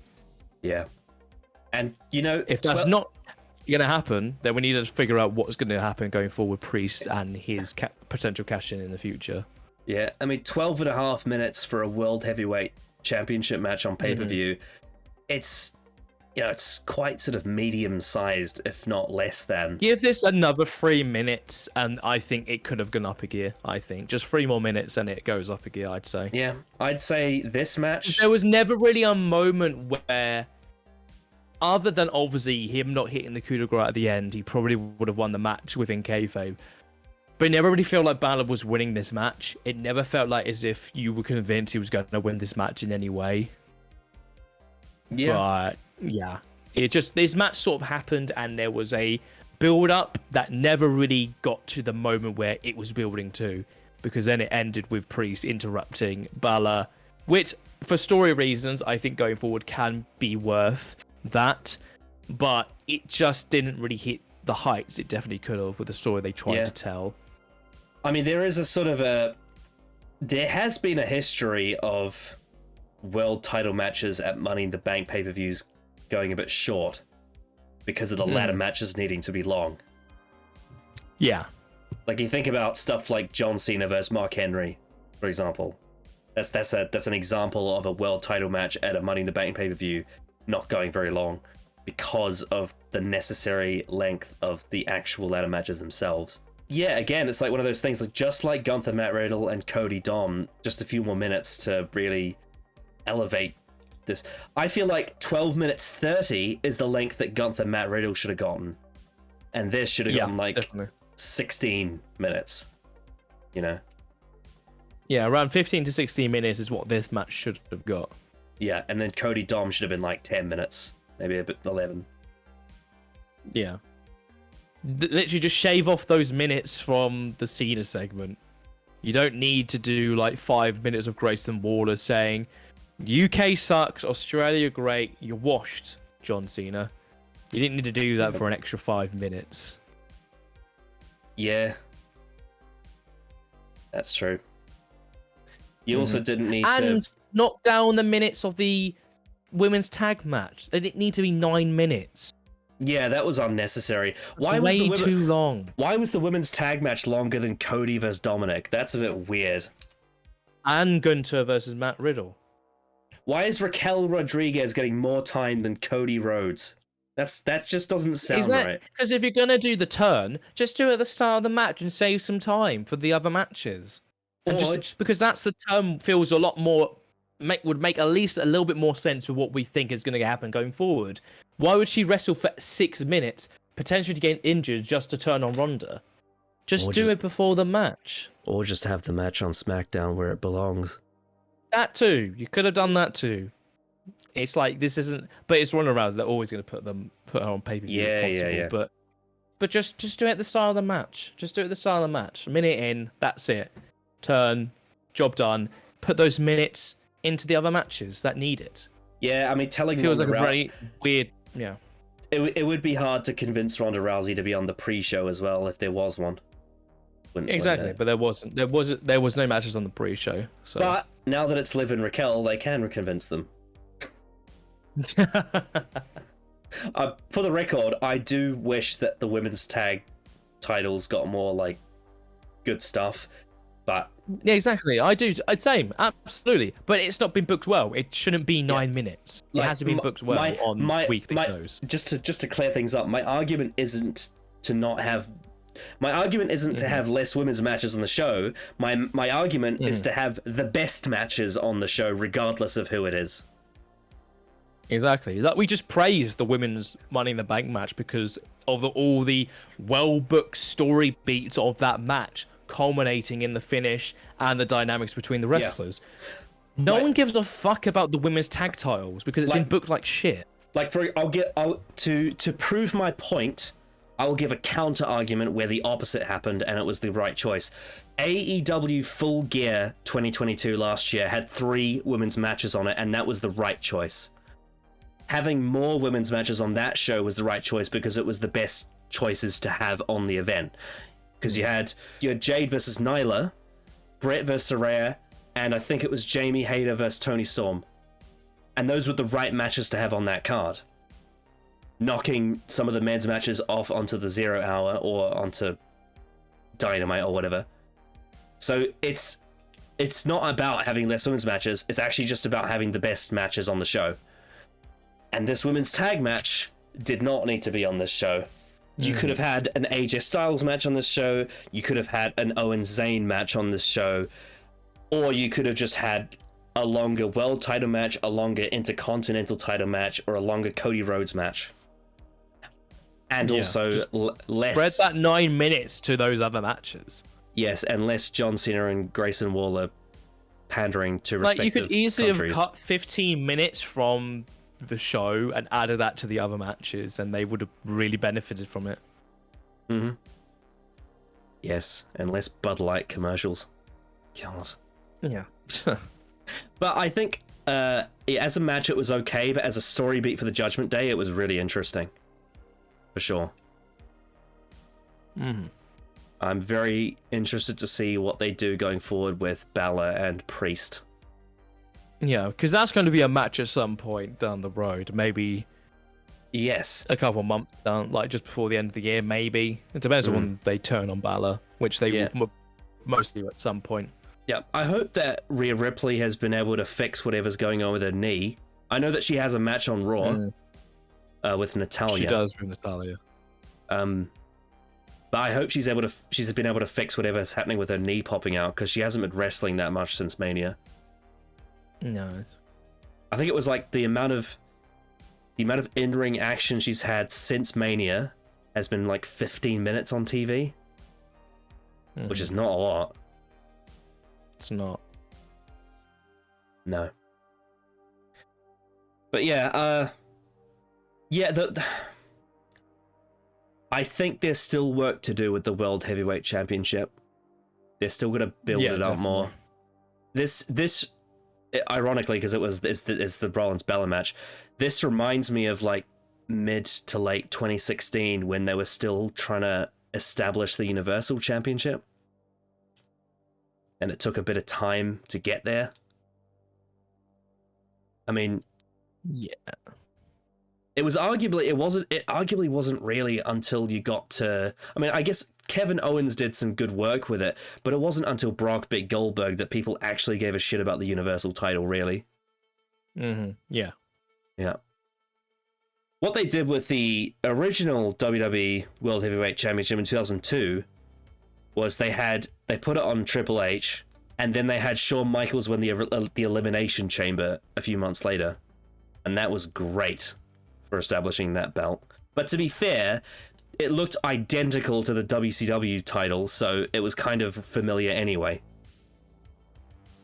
Whereas this one is like the WCW title, but he's put like a WWE fucking custom badge on it.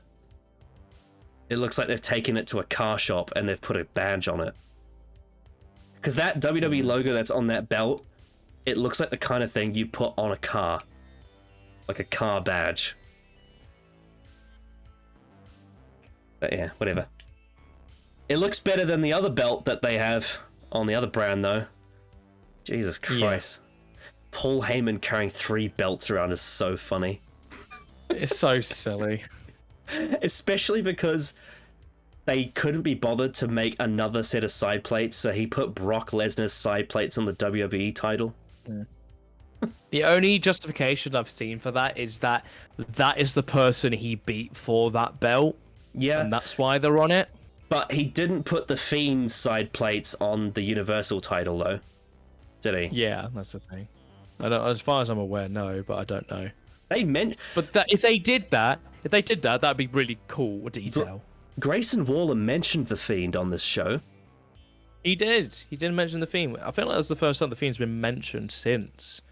Obviously, the Fiend was shown Extreme Rules for Bray's return. Yeah. But no one's mentioned the Fiend since. Well, apparently, the reports, quote unquote, I can't remember which one it was. If it wasn't Sean Ross Sapp, then I'd be skeptical because he seems to be the only one that's actually trustworthy. But apparently, the WWE officials want the Fiend back.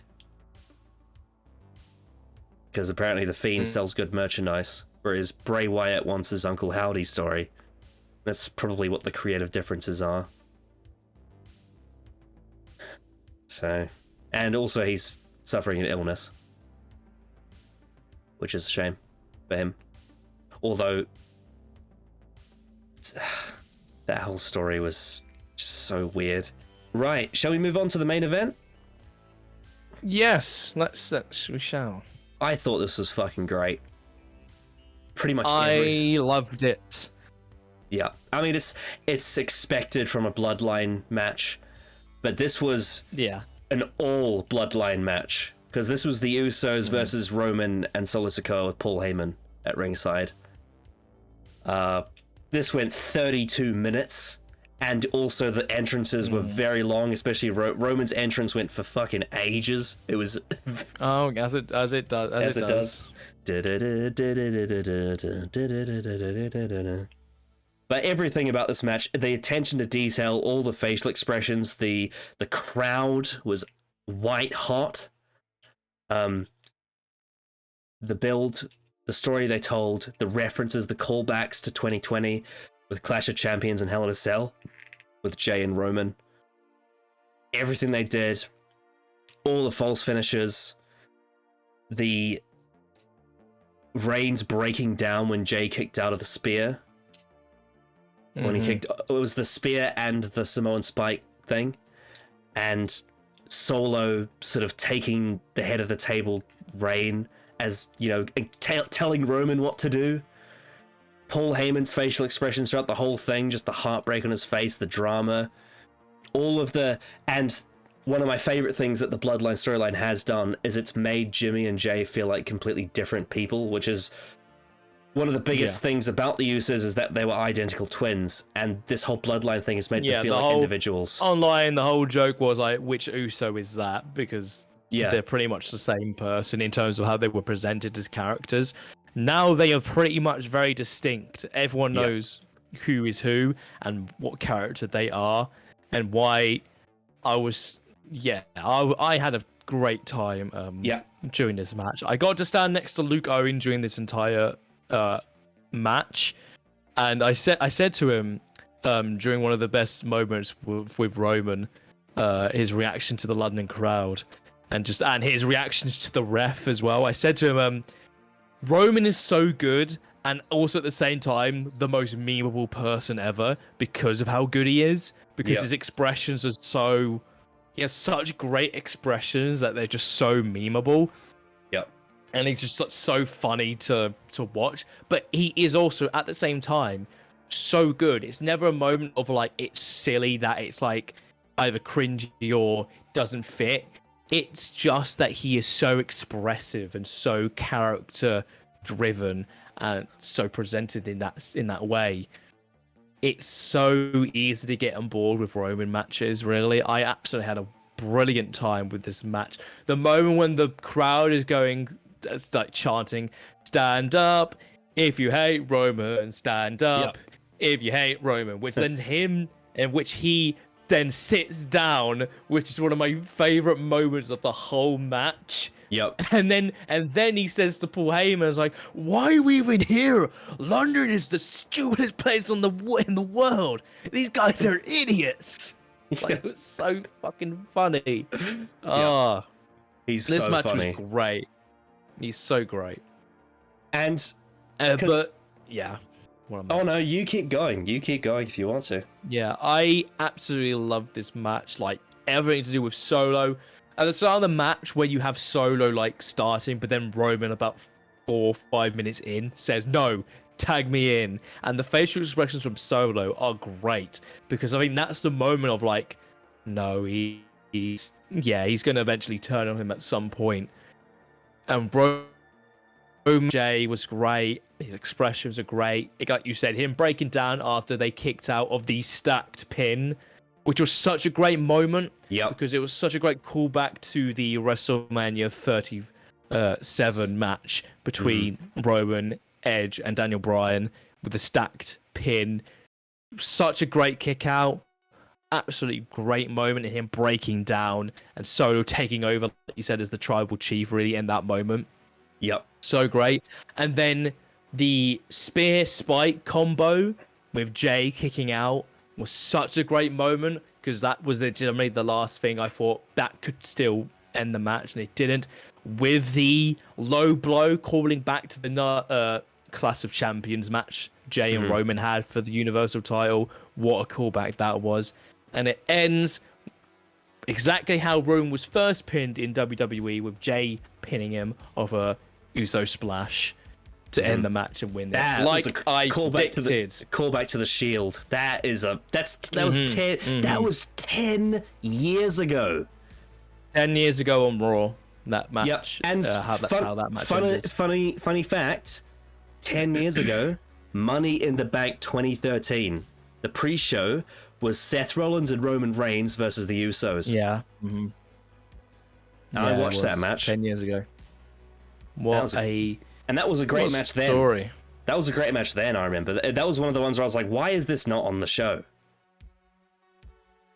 But yeah, and I love the psychology of the reason why the Usos won from a wrestling standpoint is because they are a tag team, whereas Roman Reigns and Solo Sikoa are two singles guys put together. But the Usos win because this is their type of match. A tag team match is what they are good at, which is why they have the advantage, and they're also twins, so they are connected by the womb. Whereas Reigns and Solo are on opposite ends of the table when it comes to the bloodline. I think it's safe to say that Solo Sikoa is probably one of the best NXT call-ups of all time. I'd say so. He's up, I would say, before, it was probably someone like Kevin Owens. Yep. But I think this, 9 months since he debuted at Clash of the Castle, this last year, nearly, he has been booked so well for the role he's been put in. And eventually, when he eventually breaks out in the next few months, unlimited potential with Solo, honestly, as a top guy. He absolutely can be a top guy. This is interesting because you could argue, like Kevin Owens is one of them, but you could argue that this is the greatest NXT call-up except for The Shield, which Roman Reigns is part of. Yeah. Yeah, it's definitely up there because I think they've done a great job with Solo, and this was sort of the match of he's going to be a big top guy going forward. Yeah, I've got no doubt about that. What a match, honestly. What I have loved as well is that since Clash at the Castle, they've done a really good job of building up Solo Sikoa to being as crucial to this story as the others. Because at first, obviously he interfered in the match with McIntyre, and obviously he was interfered in the match, the main event of WrestleMania as well. But at first, he definitely felt more like a background character in the Bloodline compared to the others. But slowly over time, he has become more and more important.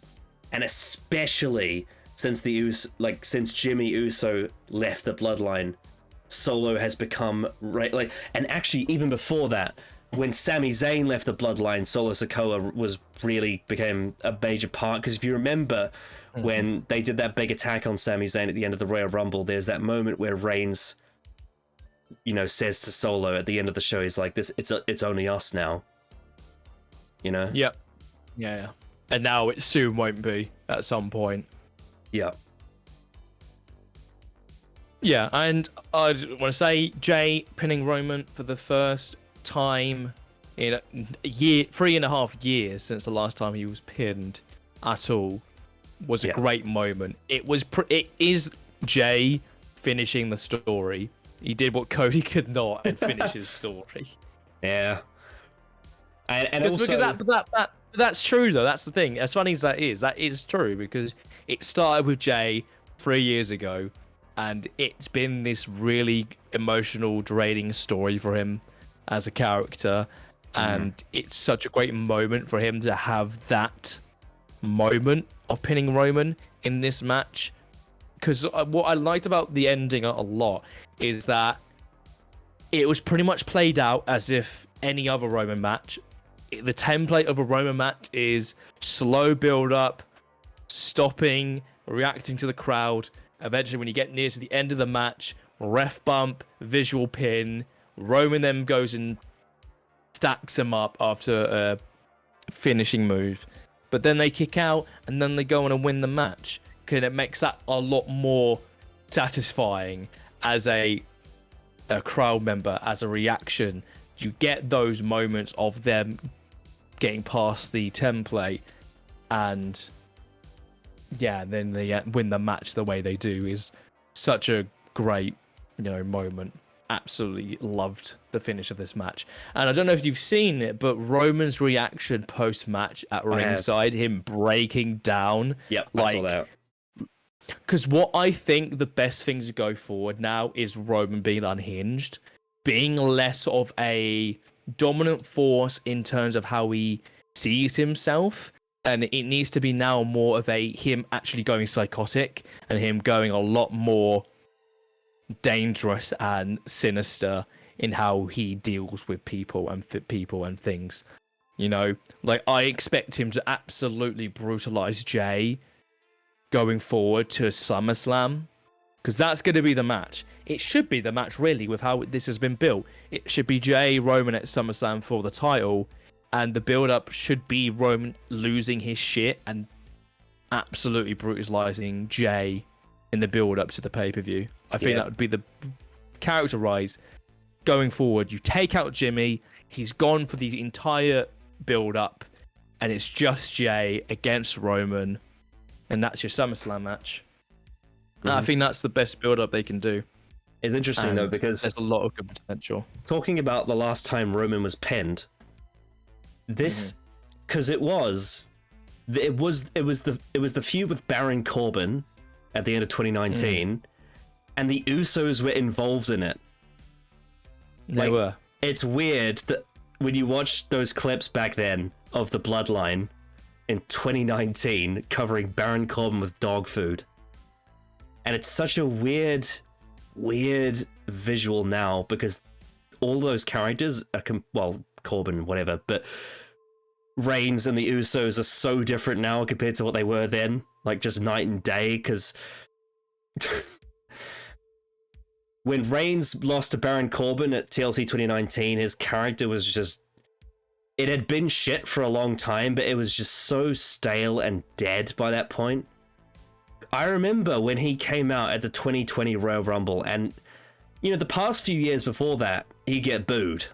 2015, 2016, 2017, 2018. I can't remember if he was in the 2019 or one. I remember he had leukemia around that time.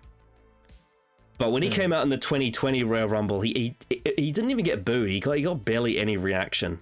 He was so dead and cold and stale with that big dog bullshit. And that god-awful dog food Baron Corbin feud. And it was an awkward statistic that Baron Corbin pinned him last at TLC 2019. Like, almost embarrassing. Because of the state that Roman Reigns was in by that point. But now we actually have, like, 3.5 years later, we actually have something that's going to be looked at as, wow, this is one of the greatest storylines in wrestling history, and it's still going, and there's still stuff to do with it, from here. Like you said, SummerSlam, if they do Roman versus Jay, and then over the next half year, the bloodline slowly even crumbling more. Eventually you'd have to imagine that Solo Sikoa is gonna have his moment too, where he turns on Roman.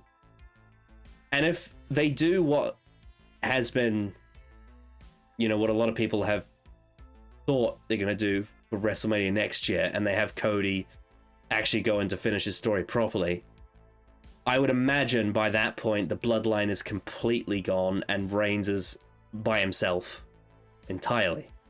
Like, Paul Heyman may even be gone from Roman Reigns by that point. But, a lot can happen between now and then. But yeah, this main event was incredible. It was great. Fantastic. Everything that everyone thought it was going to be, it delivered in that. 100%. In that way. Yep. Yeah, great way. I'm glad this was the main event and not Cody Dominic. Oh, yeah. Yeah, it should have been the main event. Absolutely. It got 32 minutes after the bell rang, and all the time right that so. it needed. Yeah. And I wouldn't be surprised if some people put this in like their top 10 matches of the year. Although there's been a lot of great matches this year in a lot of companies, but I think a lot of people will remember this one. A lot of great matches this year. But I think a lot of people will remember, for like, if we're talking like the story of the match, I think a lot of people will remember this. Yeah. Yeah, like, I don't know if you've seen the photo, but I've got it on the screen for me right now. But the moment of the double stacked pin and the kick out and Roman's face to the camera summarizes the entire match, really. It's such a great, moment of like this storyline. This match was great. It's just emotionally, it's in terms of like the storytelling, the sports entertainment element of it, it's up there. Can't really beat it, really. It's also kind of crazy to think that these 4 guys were probably wrestling each other in their backyard when they were kids, you know? Mm-hmm. I know Solo's a bit younger, but they were probably, you know, as kids, they were probably doing this, you know, pretending they were their dads. And now that here they are, main eventing a pay-per-view in a tag match, telling their story about their actual family, like legitimate blood family. This is not kayfabe. This is not like Kurt Angle and Jason Jordan. This is an actual history from an actual wrestling family that has not just people that were in the family that competed in the ring, but people that are like Hall of Fame worthy wrestlers from their history, like Rikishi and Yokozuna and the Wild Samoans and Umaga. Like this is one of the most I guess The Rock technically, but that's neither here nor there. That's a pact by agreement, not by blood. But it's just such an incredible story that was told with an incredible match. Like this is what WWE brand sports entertainment professional wrestling is all about. It's this. When people say what makes the WWE style what it is, it's a match like this that separates it from everything else. Because every corner of wrestling, every company, every brand, every country, whatever, has its own special, this is what this represents. And when you're talking about like a WWE match, this is the epitome of how you do it in the best way. Is this kind of big family soap opera drama told in the ring. And the Bloodline storyline has been one of the greatest that's ever been in the WWE, I think. And, you know, even though I do think the Triple H regime has made quite a few blunders with the booking, I think the Bloodline is the one thing that I can say has been very consistent, especially when Roman Reigns is involved. So yeah, absolutely. I think that this match was great, and this whole pay-per-view as a whole was really great fun, really good show, I'd say. Yeah, really solid show. 3 outstanding matches, I'd say. The 2 ladder matches in the main event were exactly what they needed to be. And then I think the mid card could do with some work. That's the big criticism I have is the mid. That's what brings it down slightly for me. Yeah, the mid card could do some work. Because I don't think this was better than Forbidden Door. I don't think this was better than Night 1 of WrestleMania. No. Yeah, I think this was in terms of all the WWE pay-per-views this year, it's on the higher bar, but it's not the best of the year, because I would say that Night 1 of WrestleMania is the clear best pay-per-view night so far this year, I'd say. This one is up there though for the 3 matches that we discussed of that caliber. I would say WrestleMania as a whole, even with some of its issues in Night 2, is pretty damn impressive. Definitely. It's just because even on Night 2, the Gunter triple threat match was great. That was like match of the year. That's probably my match of the year so far. I absolutely love that match. But WWE, I'd agree. Yeah, I'd say. And then it's probably between that or Kenny and Ospreay at Forbidden Door. It's between those 2 matches. I have a massive soft spot for the Fatal 4-Way from Double or Nothing. The Pillars match, I fucking loved that match. I don't know if it's my number 1 of the year, but I was all in on that match. I know it's Blompier's, because Blompier released a list of his top 10 matches so far this year yesterday, and that is his number 1.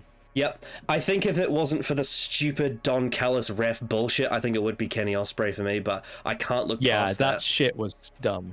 I That can't was look a really past that. stupid It's frustrating because it's the only blemish on it. Mm-hmm. No, but you're nitpicking though. Even if we agree that was a nitpick, it's not wrong. I get annoyed when people say that. Yeah, and I know it's not like a great match, but just in terms of impressive TV matches for what it was, not Malachi, Andrade El Idolo versus Buddy Matthews from the first Collision as a TV match. That was good. Really impressed me. Yeah, that was for the limit it had on it. They fucking killed it. Mm-hmm. Yeah. That was a good match. That was a good one. But I have a funny feeling we're going to see some matches in the second half of the year that are going to be absolutely gangbusters. Oh yeah, so far this has been a really good year for wrestling so far. I'd say because we've got SummerSlam, we've got Survivor Series. I don't know if they'll bring back War Games or not. They might. We've got All In, All Out, and Full Gear. So. And there's stuff in between. Like, the thing with AEW is they do stuff on TV sometimes that is also to the caliber of Match of the Year. That can happen from time to time.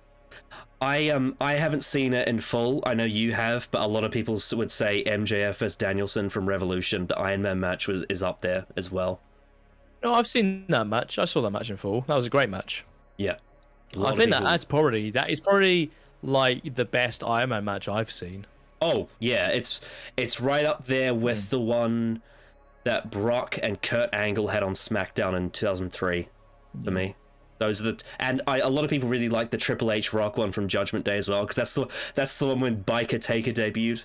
I'm an American badass. I know it's only a 30-minute one, but I really like the Bayley Sasha one from NXT Takeover Respect. But it's a 30-minute Iron Woman match, so it's kind of a different match, really, because there's a big difference between 30 and 60 minutes. But yeah, really solid show on the whole. There are some things. This is kind of what I come to expect from Triple H pay-per-views at this point. A few great matches and then a few rough edges that need cleaning up. It's certainly an improvement on what Vince used to do. Let's just put it that way. Absolutely. Yeah. I mean, for as much as some of the TV has been a bit lackluster this year from Triple H, with some redeeming moments, he seems to be pretty consistent with the pay-per-views on the whole. I'd say so, yeah. Like Royal Rumble, Elimination Chamber, WrestleMania, Backlash, Night of Champions, and Money in the Bank have all been they've all been positively received on the whole. They've all been at least 7 out of 10 shows. Yeah. So I think in terms of pay-per-views, we've been doing pretty well this year for wrestling. I didn't watch Revolution, so I can't remember. I wouldn't be able to give you a full take on it, but I heard that the MJF Danielson match taking up an hour of it certainly helps its favor.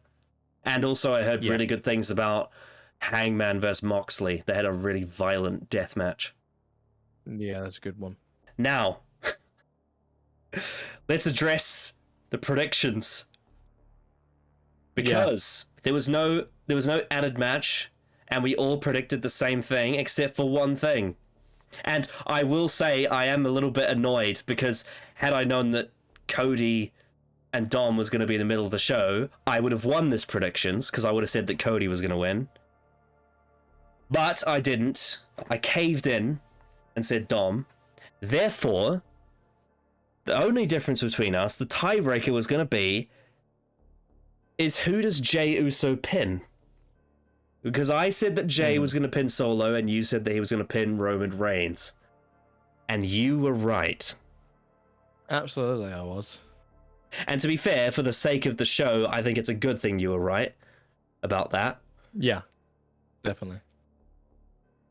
So that means that I don't know. We don't have belts, but I guess that makes you the the Genesis of Androzani champion. I am the GOA predictions champion. Let's say that. Yep. GOA predictions champion. If you want to, you can create a belt on 2K23 with the logo on it. I'll buy a custom cheap ass belt. We both have it, and we both get to put it on display whenever we're champion. Because we both live in 2 different countries, so we can't trade it. I'm not paying. I'm not paying for that shipping. That's going to take. Not only is that going to be expensive, but that'll take time. You know how long it takes those fucking Doctor Who DVDs to get to me? Like 3 months. It's crazy, especially during COVID. That means that you will defend it until the next big event, which is probably. Ooh, is it SummerSlam? No. It would be Summer. That's in 5 weeks. It's SummerSlam, and then it's All In, and then it's out. I'm not counting the Great American Bash because I don't care about the NXT shows. No, it's the big ones. I cared about the NXT shows when Triple H was booking it, but not anymore.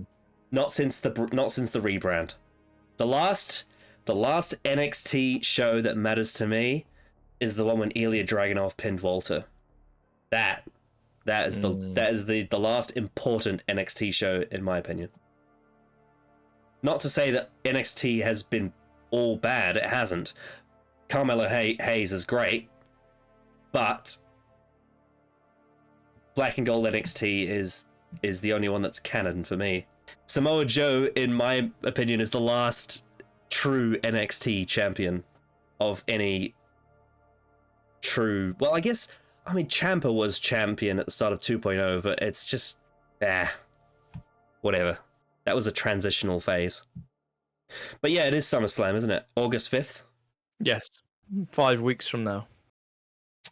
Okay. And Payback is September 2nd. When is All In? That's All In. It's August 28th. Right. If I remember correctly. If I just quickly check. August 27th. I see. Which is about a couple of weeks later. And then when is All Out? September 3rd. 4th. Oh. September 4th. Okay, so what we're going to have... It's a week later. So what we're going to have is we're going to have SummerSlam, then we're going to have All In, and then we're going to have Payback, and then we're going to have All Out. Apparently, a lot of pay-per-views coming in the summer. Apparently, they're doing a Fastlane pay-per-view in October. Yes, they are. That's weird. Why? Fastlane is coming back, and then they've got Payback. Well, Payback's before it. No, Payback's before it. Yeah, I mean, a couple weeks after All Out, that will be the next big one from WWE. Well, Payback is in between All In and All Out. Oh, is it? Yeah, it's September 2nd. Oh, because that would have been oh, you're right. That'd be on the yeah. That's going to be a busy time.